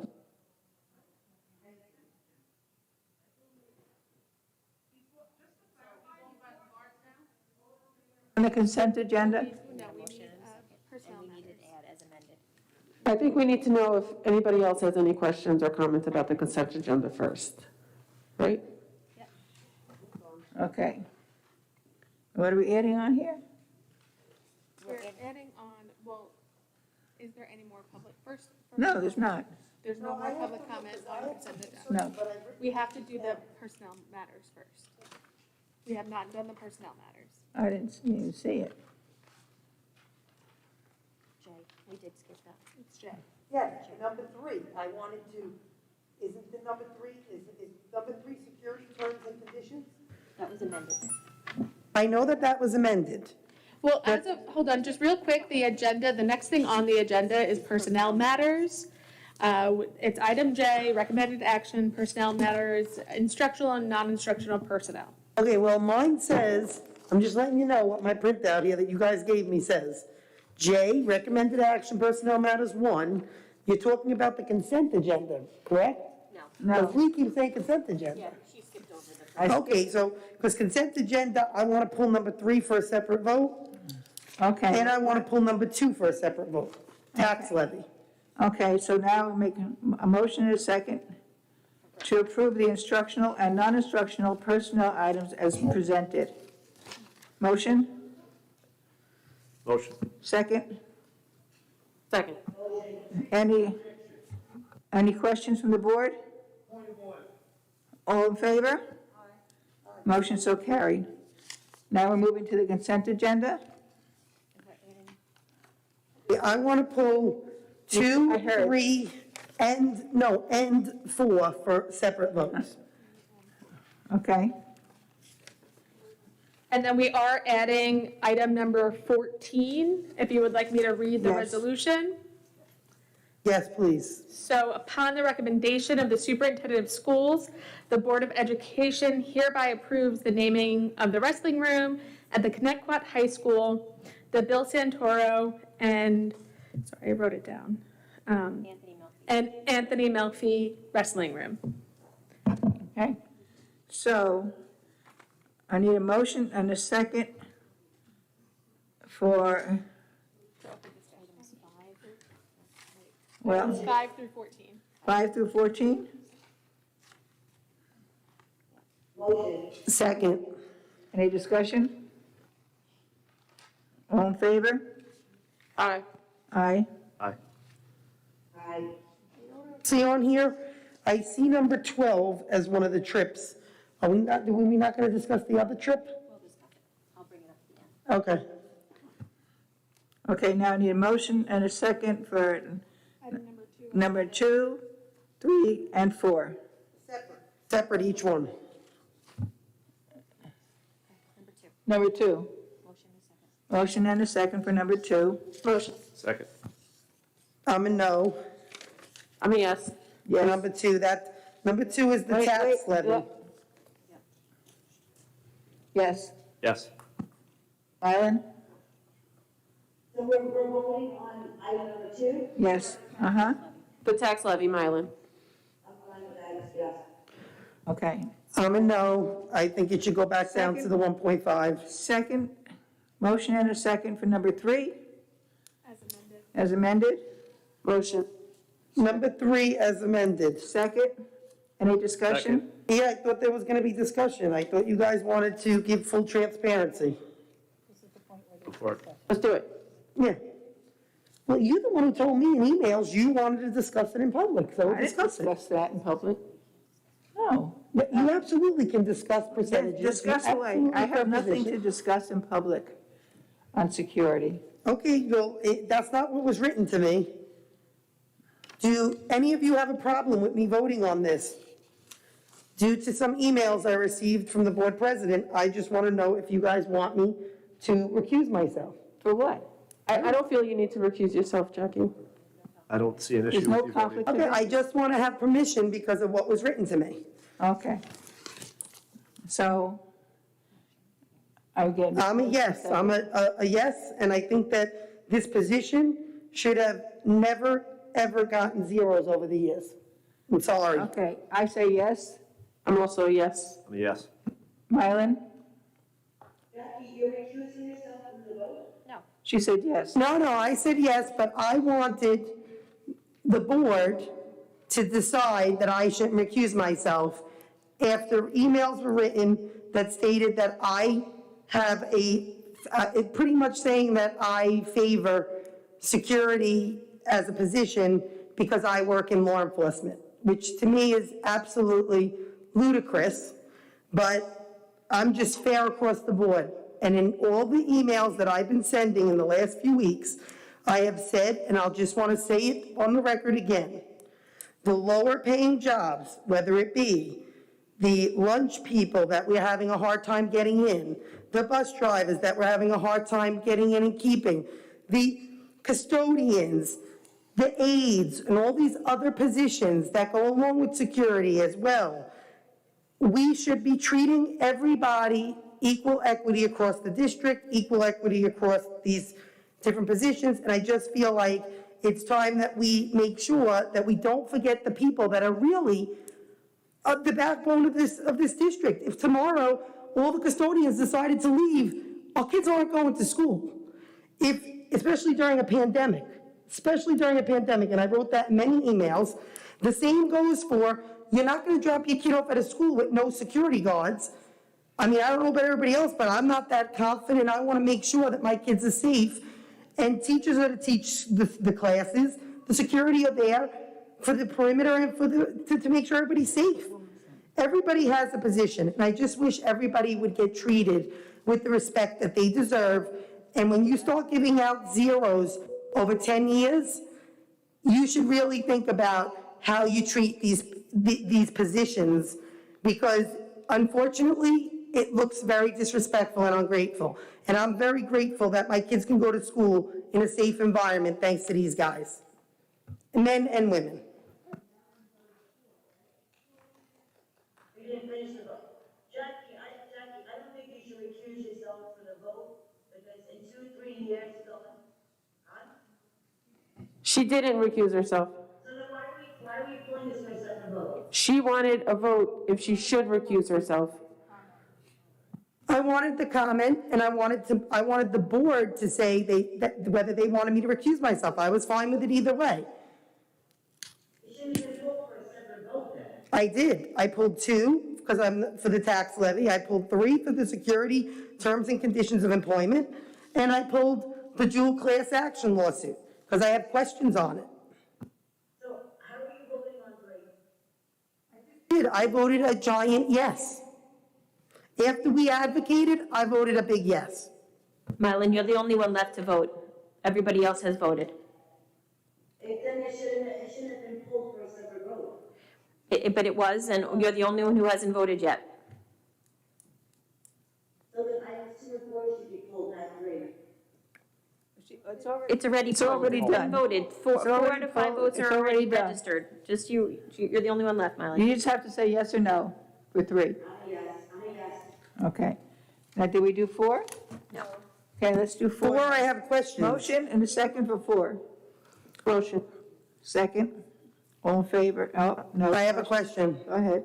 Aye. Aye. I wanted to know from Lisa, is there any fees to this? I keep reading it over and I'm told there aren't, but in the past, school districts have had class action lawsuits where fees did fall on the district. I just want to make sure in writing, It is these in people writing. are, if nothing comes of this, we're not voting on something that's going to cause district money without being informed of that. If you read it, Jackie, to the right, I did, I read, it says that it's, I understand, what I'm saying to you, Lee, is that was said in other lawsuits, and there were fees that were accrued. I want to just make sure that I'm just asking. you know, it says that there's no cost. So, yes, so Leah's right. The document that was submitted says there are no fees, but with regard to any litigation that the Board of Education engages in, while there are no fees, there may be costs. Those are two different things. A fee is something collected, but a cost is how much the Board of Education has to expend to participate. Here, the cost seems minimal, and this is just from a bird's eye view because it's not litigation that our office is engaging in with the district, because you'll have to have a representative, provide information, and that can be time, which is an expense. Time is always an expense. So, So there is a cost. there's always a cost. When you're involved in litigation, there is always the cost of an individual who has to take time away from what they normally do to devote to, working with an attorney on that litigation. So depending on who that person is, the cost may be minimal. So if the superintendent is the contact person for litigation and has to obtain information and has it at her fingertips, I'm just using that as an example, the cost is not going to be great because, this is a person who works hours and hours and hours regardless, based on her salary, right? If it's another individual, let's say a clerical person who maybe has to put in overtime, that's a cost to the district. So it really depends on, what needs to be done. Here it seems minimal. Okay, as long as we know there is a cost. There is a cost associated with this, as long as we understand that, because everybody keeps saying it's zero, it's zero, it's zero. And I'm saying, no, I think there's some sort of fee, so it's a cost. Like with everything, there is a cost. But here I believe it's minimal because, they're not requiring a lot from the district. Thank you, Lisa, appreciate that.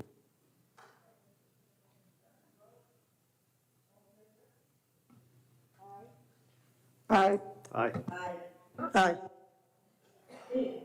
So, before we leave consent agenda, I'd just like to put a motion on the floor for the board, to, terminate our membership with,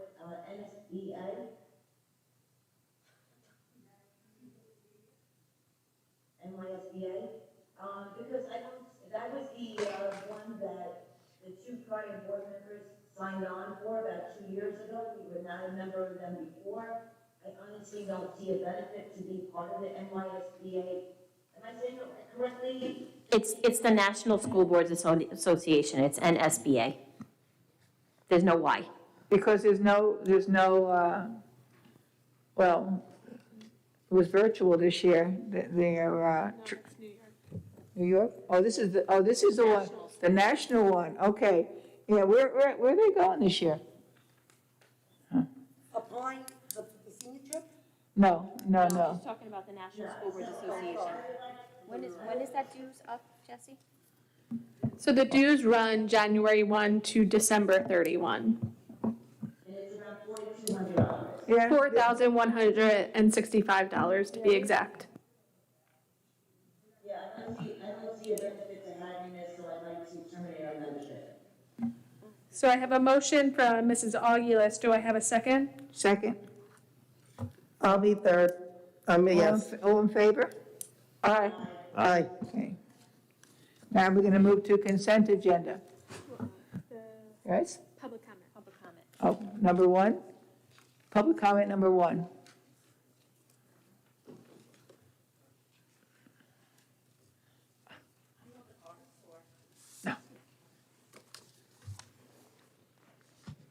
Good evening, my name is Jennifer Wadika. I'm a mother of 2 children and grew up in this district. I was asked to speak at your meeting as presently have my niece and my nephews in the district. My family loves the school district, but they don't want to comply to the mask mandates or the other mandates the New York governor may provide. I've been a nurse for over 23 years. I've been a master's nursing leadership as well as the bachelor's of science in nursing. I've been educated in the scientific research and have followed a code of ethics as a nurse, which serves as a foundation to always analyze situations and make decisions in an ethical manner and to provide the highest quality care possible to the patients. I've been an essential worker since the pandemic started as a critical care manager, supervising in the ICUs, telemetry and the other units at Southside Hospital. I'm just going to skip over this. I know there's a time limit. That's why I gave you a copy of all the packet of information. A lot of the stuff has citations, a lot of the articles came from the CDC itself, the NIH, stuff like that. So it's in there. So I'll just try to speed this up. I know that these are unprecedented times, but we need to work together to provide our children and your staff with the safest way to operate, as well as giving a choice of how we proceed through these times. As of last week in Suffolk County, we have a 2.7% infection rate of COVID patients. In Suffolk County at the South Shore Hospital, there are currently 19 COVID patients. My goal today is to dispel the myths about masking that were used in assumptions for the vote in favor of the current mask mandate, speak about the concerns for the swabbing, and touch upon on our future as our new governor tries to bribe all of you with funding in order to mandate the COVID vaccination. I submitted the information. I just want, at this time, present safety and efficacy evidence as the basis for the request that parent choice for masking our children is maintained permanently, regardless of future recommendations from the state. I also want to make sure that kids are safe and not used as political pawns for our politicians who have consistently given proof of their abuse of power to serve their agendas. I have a major concern when it comes to vaccination pods, the weekly testing with the COVID PCR testing, which has been proven by the CDC to be providing false positives and inconsistencies. The PCR tests also provide a carcinogen on their swabs labeled EO. It's called ethylene oxide, which can cause breast cancers and lymphomas. The lines have been blurred. Our schools are not medical facilities, and the DOH does not have authority to establish these testing and vaccination pods on school property. The vaccine mandate that the government is trying to push through as another mandate for rules for thee, but not for me, is why I'm speaking here today. And I'm here to just basically fight for the children's lives. I have a major concern when our governor is now pushing for these vaccine mandates for the children. These vaccines are not FDA approved. I'm getting there. Not a problem. These vaccines are not FDA approved, and the one that was approved through Pfizer, conformity is not for the public. It is not given out to the public and until they continue and finish up their research, which will be years from now.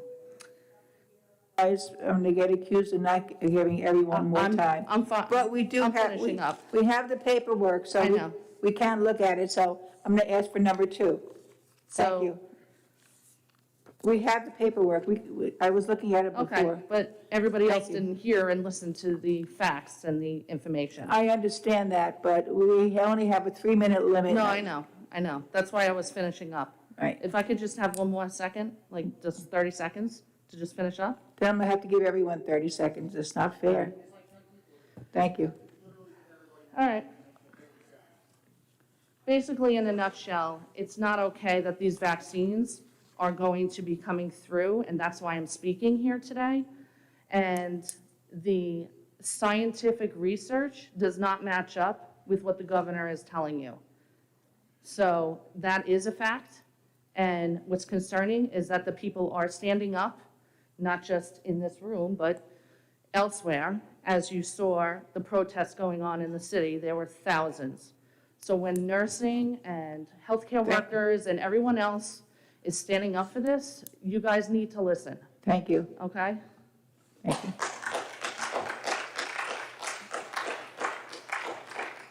Number 2? Number 3?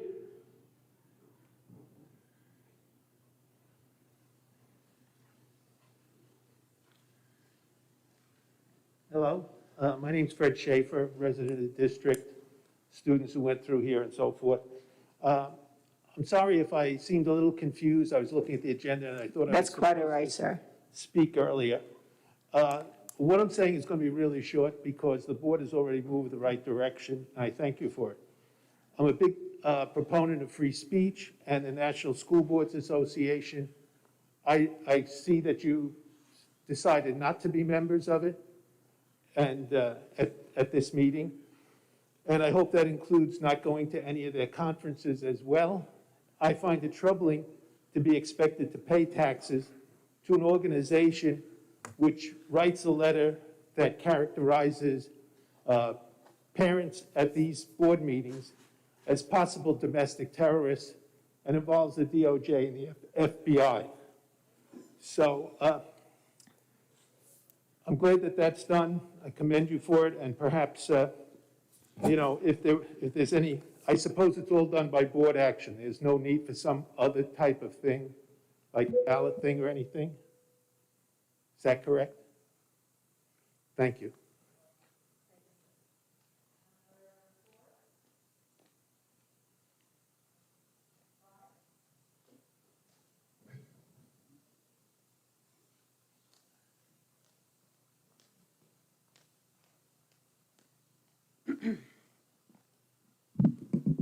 So I just wanted to make a comment about one of the committees that you were discussing. It wasn't in my planned, what I had written to say to you today. But if I may make a suggestion, instead of having people talk to children and say how great it is or how horrible it is to be an attorney, because quite honestly, today I could tell you it stunk.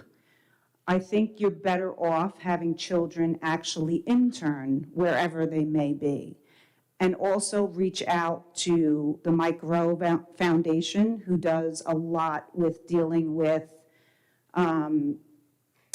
labor, like hard labor, and not just firemen and anything else. He does everything from cleaning windmills to all kinds of other occupations that you don't even know exist, but we wouldn't have the society we have today if those workers weren't doing those kinds of things. So his one foundation, he does give scholarships to people who decide not to go to college, but to go into trades such as plumbers, carpenters, etc. So my suggestion is maybe the guidance counselors could get involved and start setting up some internships with companies or other things like court reporters or anything else that's out of the ordinary, not the pigeonhole of accounting, attorneys, doctors, nurses, and that stuff. So now back to what I had planned and asking the board today is the board approved a consultant service contract on August 24th, 2021 for Dr. Mark A. Brackett, PhD. And I was just interested, I understand that he spoke at the Superintendent's Day. I would like to know how much he was paid for that one time. The contract says he can get paid up to $5,250. I know you guys don't have that right now, but I would ask that as an open question, if you can follow up on to advise the community how much we paid this Dr. Brackett, who is a proponent of the social emotional learning, was paid by the district for that one appearance consultation. Based on my other comments during the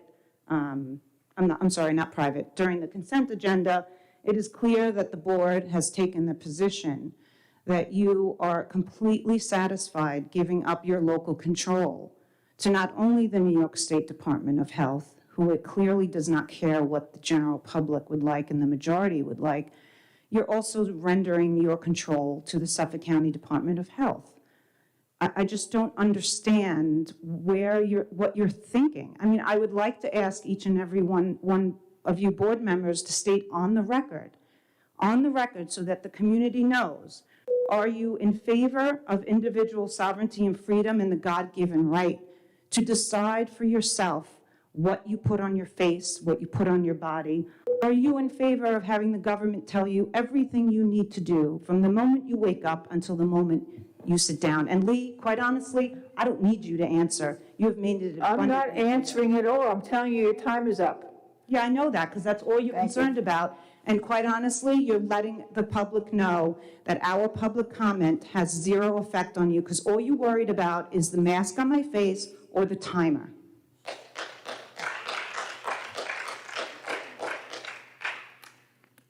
Any other comments? Number 6? 7? If not, I'd like to make a motion. Oh.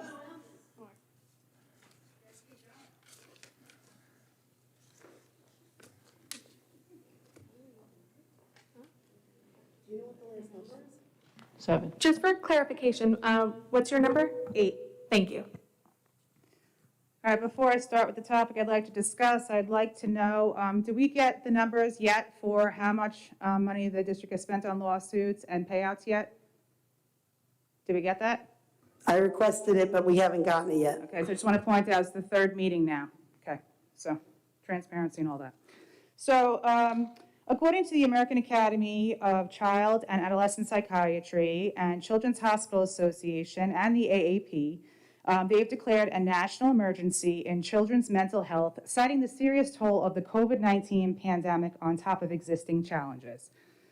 Which, it's great to see that you guys are addressing mental health in a better way. We are nowhere near close to what needs to be done. I applaud the efforts made so far, but they're not enough. According to the AAP president, we must treat mental health crisis like the emergency that it is. We are not. Let's see. By 2018, suicide was the 2nd leading cause of death for youths ages 10 to 24. We're failing and we're not learning because those numbers keep going up. So what we're doing isn't working, because that's just science. Let's see. They found between March and October 2020, emergency department visits for mental health emergencies rose by 24% for children ages 5 through 11 years and 31% for children ages 12 to 17. In addition, emergency department visits for suspected suicide attempts increased nearly 51% among girls alone, ages 12 to 17 in early 2021 compared to the same period in 2019. 51%. Put 100 girls in a room, 51 of them have attempted suicide. That is horrifying. That is horrifying, okay? More than 140,000 U.S. children have experienced the death of a primary or secondary caregiver during the COVID-19 pandemic. We need to address this better. So at the end of the day, we definitely need to find better effective models for mental health care. We're not doing that. We're not addressing it. I did speak to professionals in this field to brainstorm to find different ways to help, because although I do appreciate the efforts made, one, we have seven guidance counselors, and I believe our school, we have, 1,400, 1,500 kids in high school, so you're looking at over 200 students per counselor. It's impossible to genuinely have eyes on them and to learn their routines and know more about them. Having the one small group where they're coming into an English class is fantastic, but what they should be having is a weekly group that goes into each kid's homeroom. Whatever, everybody has homeroom, they should rotate through 5 days a week. There should be a counselor in one of those homerooms every single day. This way you have eyes on the kids, you learn how they feel. You learn the slight nuances if they're having a tough day. There are plenty of kids who fall through the cracks simply because they don't meet all the markers of a typical warning signals that you might see in a child who is struggling. We're failing abysmally, and all this hire more, they're not doing anything. And Ms. Kennedy, I do have to say, I've known you for a long time, and I have to tell you, I have never seen a board meeting run like this. What you're doing is stonewalling, and it's abusive behavior. You are shutting the community down to try and make them go away. I could assure you, like yourself, I have immense endurance. I'm not going anywhere. And I'm very disappointed, especially when you tout the movie Wonder. We need to practice kindness to everybody, not just who we feel like. Thank you. on her topic that, when she's talking about, so the social workers, they should also be in the lunchrooms, at least one, a period. I mentioned this before to the superintendent, but there should be one in the lunchroom to see what's going on, who's sitting alone. You know, you can tell when you're in a lunchroom what's going on if you spend the whole time there. So I think, you know, we should just do that, make it a point to do that, in middle school as well. And we also need to find out how things are going in the schools in regards to vaping. How many students are vaping? How many have gotten caught? How many students have not, like just a number, like percentage, that have had suicidal ideations? If they're having thoughts of suicide, maybe we need to do more. We need to do more. This is a really bad year for these kids. It was a really bad year for the last 2.5 years. It's been not good. And it seems like a lot of kids feel like there's no end in sight. I don't blame them. Yeah, I know. Because there are adult people that feel this way. I talked to the superintendent about getting our social workers in with the kids so they could see what's going on in a normal setting, not just in their office. Yeah.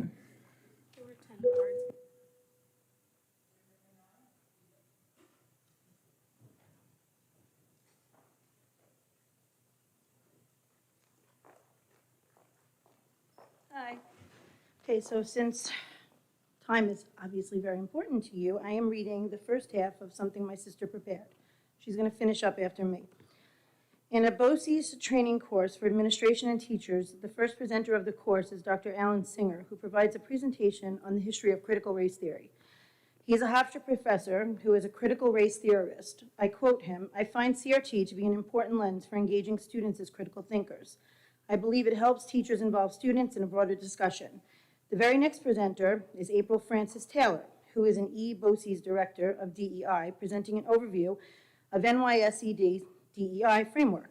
I did not see that Connecticut was within the network of districts who have staff taking this course. However, this very course outline proves that CRT and DEI are one and the same as equals. If the training course begins with a 30-minute presentation on the history of CRT, it sets up the course to be viewed through a CRT lens, which the presenter himself believes is how students should be engaged as critical thinkers. There is also NYSBA statement from Lester Young regarding an initiative launched to advance diversity, equity, and inclusion in New York schools. Because of the connection between DEI and CRT, he is actually launching an initiative to advance CRT into New York schools. Panorama Education is a software company located in Boston, Massachusetts, co-founded by Zan Tanner, A.G. Garland's son-in-law. They do claim in their frequently asked questions that they are not affiliated with CRT.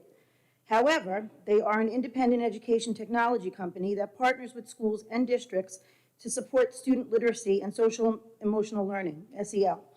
You can also find in their About Us section that one of their core values is diversity, equity, inclusion, and belonging. Therefore, based on the BOCES training that proves DEI equals CRT, Panorama Education actually values CRT. In a training guide by Panorama Education, they explain how social emotional learning and equity are interwoven, and they promote the bridging of SEL and equity. Dr. Lorenzo Mora, Director of Social Emotional Learning and Culture in Texas, states that SEL and equity are the same side of the coin. Brenda Martinek, Chief of Student Support Services in Oregon, talks about SEL and equity during COVID-19. Through simple laws of logic, we have now found a bridge between SEL and CRT through Panorama. Okay, Jackie's going to take over.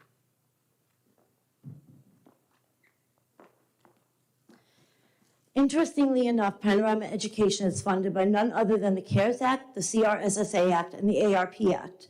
These are funds that our district received according to a district slideshow from the June 15th Board of Ed meeting.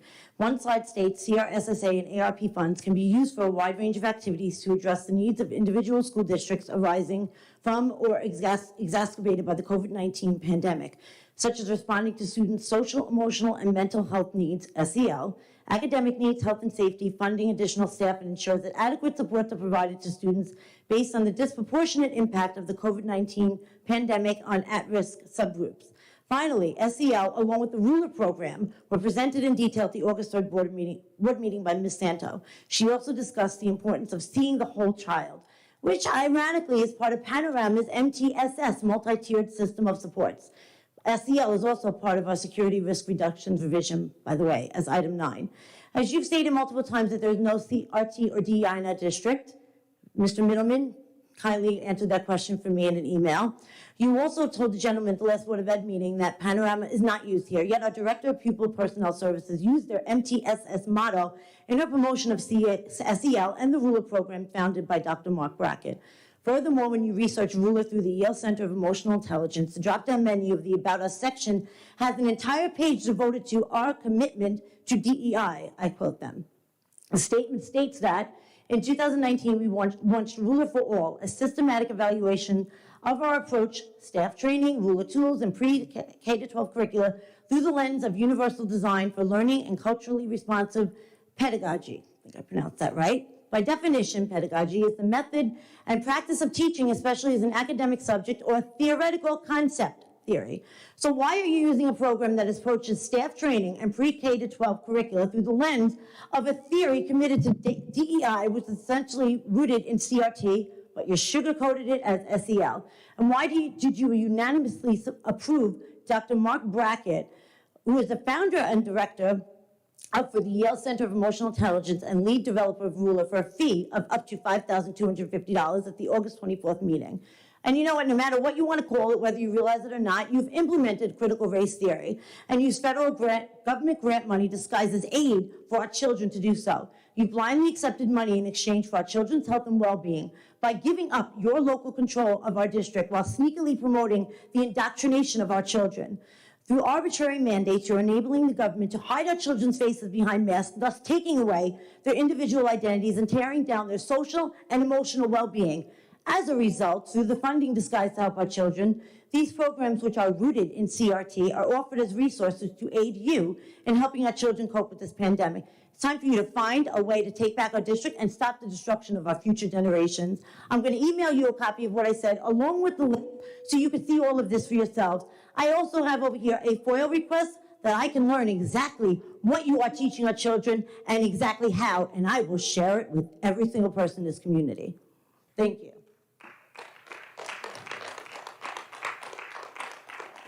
Dr. Adams, can you have SEL and the Ruler program added for the next meeting, please, on the agenda? I have that paperwork you gave me from something you went to. That was the mental health paperwork. And remember I said to you there was something with CRT in that? Yeah. That was something you went to, though. It was actually a magazine. Okay, yeah, it was very much. So I just want to make sure that we're doing our due diligence. And if we're saying we're not doing something in the district, then can we just make sure by looking at the curriculum, are you able to get us a copy of that curriculum? Sure. Thank you.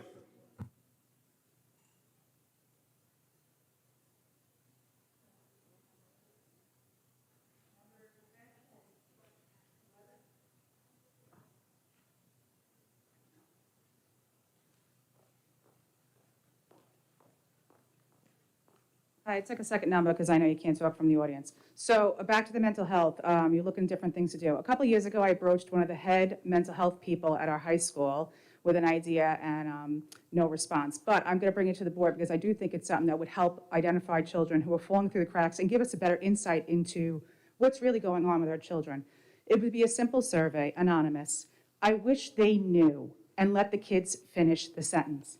Because you're seeing plenty of high-achieving kids who are lonely. You're seeing plenty of children who have food insecurity, who won't tell anybody. You're seeing children who have so much going on at home, they can't manage. They might have anxiety that they don't know how to verbalize to anybody. They may have worries that may seem inconsequential to somebody else, but it really is a huge issue to them. So even just a simple thing, one sentence, I wish they knew. So, and let the kids finish it. Let them decide, what do they wish someone knew? Like, there's always something you wish people knew about you because you want them to see the things inside you, whether someone gets a wrong impression of you or you wish they could see your struggle. Those are the things, and if we do it anonymously, where there, I mean, it's almost impossible to do something completely anonymous, but it would have to be anonymous, because then you could have the discussions, and then you could see and you could identify. If you have a lot of kids that are showing the same type of issues and concerns and worries, then maybe that's something that you would be able to narrow down and figure out, we really need to do something about this. And then we have all these other things that maybe we missed. You know, we're not children, we're far removed from it. We like to think that we think like children, but we don't. We think like adults who were children, and we think how we were as children and what our life experiences were as children. And while I think that we try to be very in tune with the children, you know, we miss the mark sometimes. It doesn't matter. It's just a human thing. But one sentence, I wish they knew, and I think that you would get a lot of insight. And I wish it would start in middle school or even elementary school, because you need these things. You need to learn about the children in a way that they feel comfortable telling you about themselves. I would never tell a teacher anything about myself, ever in a million years. But maybe on that paper I might say, if I knew, no one would know it was me. I might say, I wish they knew I felt this way when this happens. Or, you know, these things make me nervous, or I'm worried about, or I feel great about XYZ. And maybe someone thinks I feel terrible about something, but I think something's really great. So maybe it's just something simple like that to get the conversation started, because this is crazy times. And even if it wasn't crazy times, because I actually broached this exact thing quite a few years ago, and it is what it is, and it's just getting worse, you know? I like that idea too. I think we should add it on for board discussions next meeting.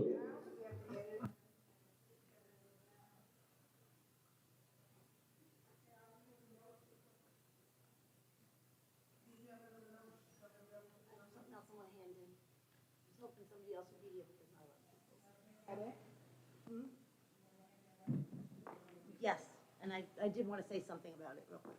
I have another number. Okay. Okay.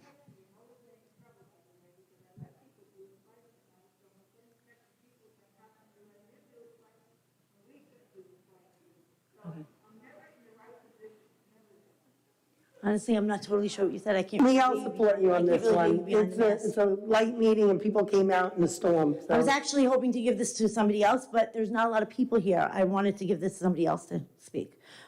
First thing I want to say, and I won't be up here long, is the first thing I want to do is what I'm going to go back to is the lawsuit, the Massapequa lawsuit. And I want to get it out there, first of all, as far as our board, everybody up there is a volunteer. And I do think we all need to remember that. You all dedicate your time, no matter where we feel on the issue. So we appreciate that. But I also would like to personally thank Ms. Napolitano-Farno and Mrs. August, who I know is not here, for actually really wanting to stand up for the children and for our constitutional rights to do your oath that you're supposed to do, that you're supposed to stand up for the Constitution. That's the oath you take as a board member. So I want to thank them for doing that for us. And the other thing I want to do is I want to ask you, if possible, especially with the petition over the summer, asking for choice, over 1,000 signatures, we did not get as many this time. Honestly, I stopped asking as soon as we said we weren't joining the lawsuit. But I would still like to hand in these petition signatures, people that did want to join the lawsuit, and perhaps you could, at the very least, write a letter of support to the law firm, to Hamburger, Maxim, Yaffe, and Martingale. At the very least, if you can consider doing that, writing a letter of support, you have these to back you up, as well as the petition signatures from over the summer. So I'd like to hand these in. Thank you.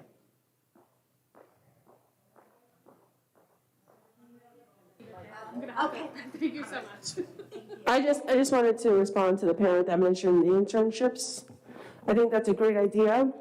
So last year, my son was actually part of a pilot program at Connecticut High School. He did a work study through the business department here, and it was amazing. He had a fantastic time. He ended up getting a summer job out of it. He worked there all summer, and I think other departments should really look into it, but it was a pilot program, but Connecticut is proactive in that, but I think that's a great idea, so thank you for bringing it up tonight. So I can't not say anything, and I apologize, but we do have a, which is to follow up on what you just commented about, we do have a work-based learning program that does have components of job shadowing. We have an internship program and a school-to-work program, all where we have a teacher who is working with our community businesses and providing those opportunities for kids to try different experiences at different fields. So the program started restarted last year, but it is incredibly successful, and, maybe we could have them come and speak to the board about some of the work that they're doing. Team, was that reinstated after we all talked about it last year? Because I remember bringing it, not me personally, I remember the board bringing up doing something like that at the time there wasn't anything. No, we've had it. We had a change and a revisioning of the program, and we're very excited about the direction that it's taken. And Mrs. Rapone is the teacher who runs that program, and she is doing an amazing job right now. And I'd love for you guys to see that in action. I'd love to see that.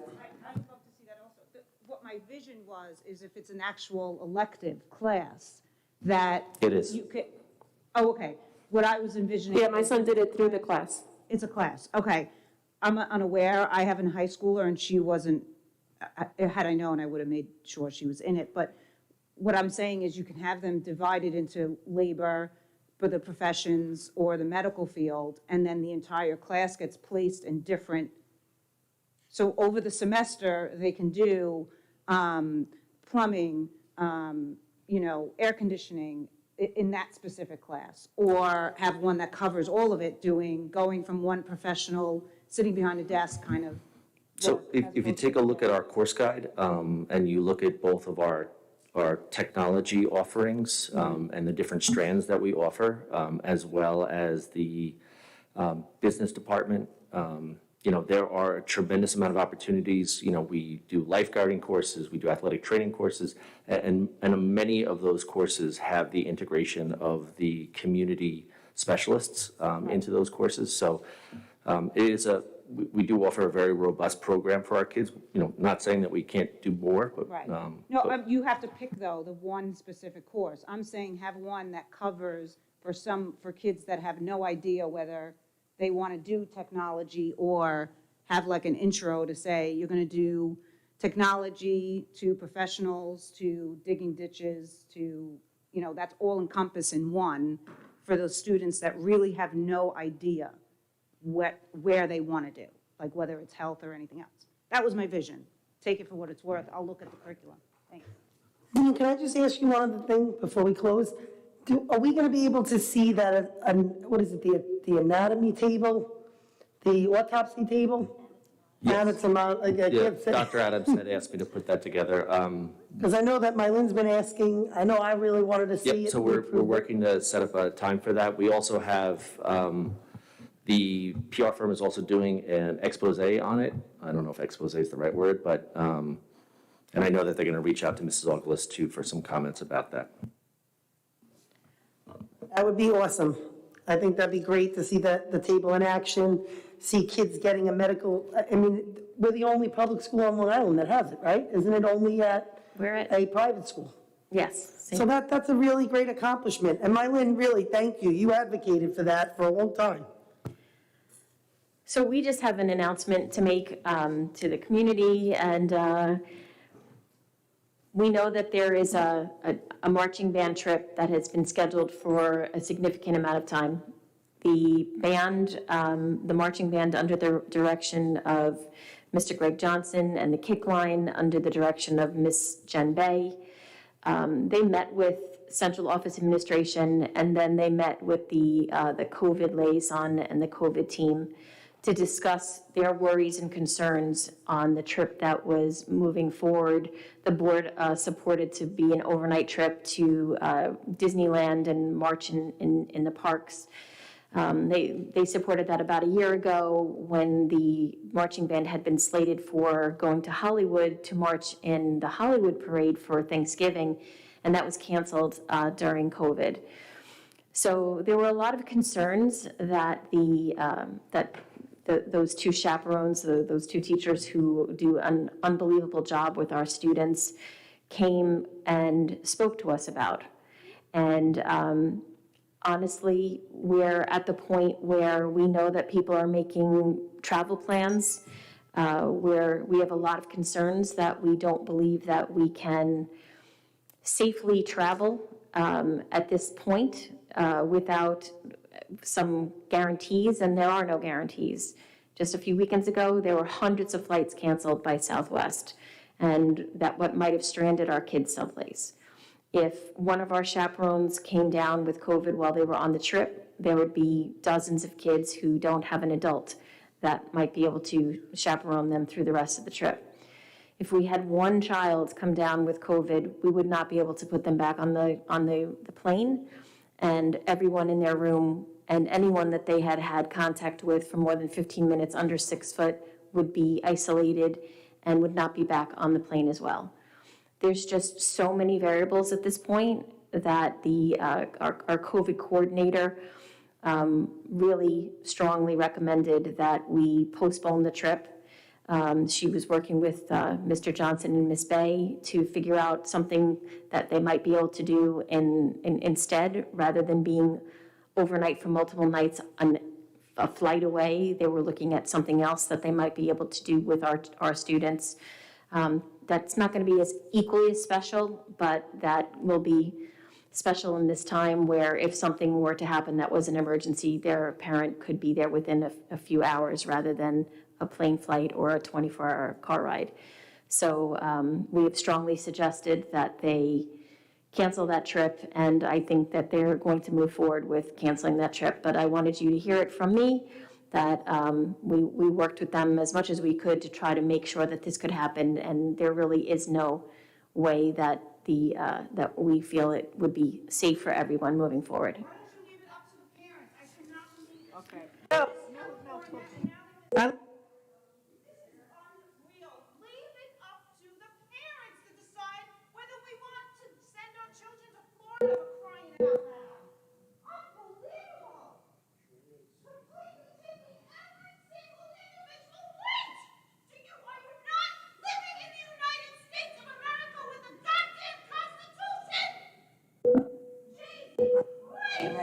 A motion to adjourn. I did. Need a motion. Motion. A second. Second. All in favor? Aye. Aye. Aye.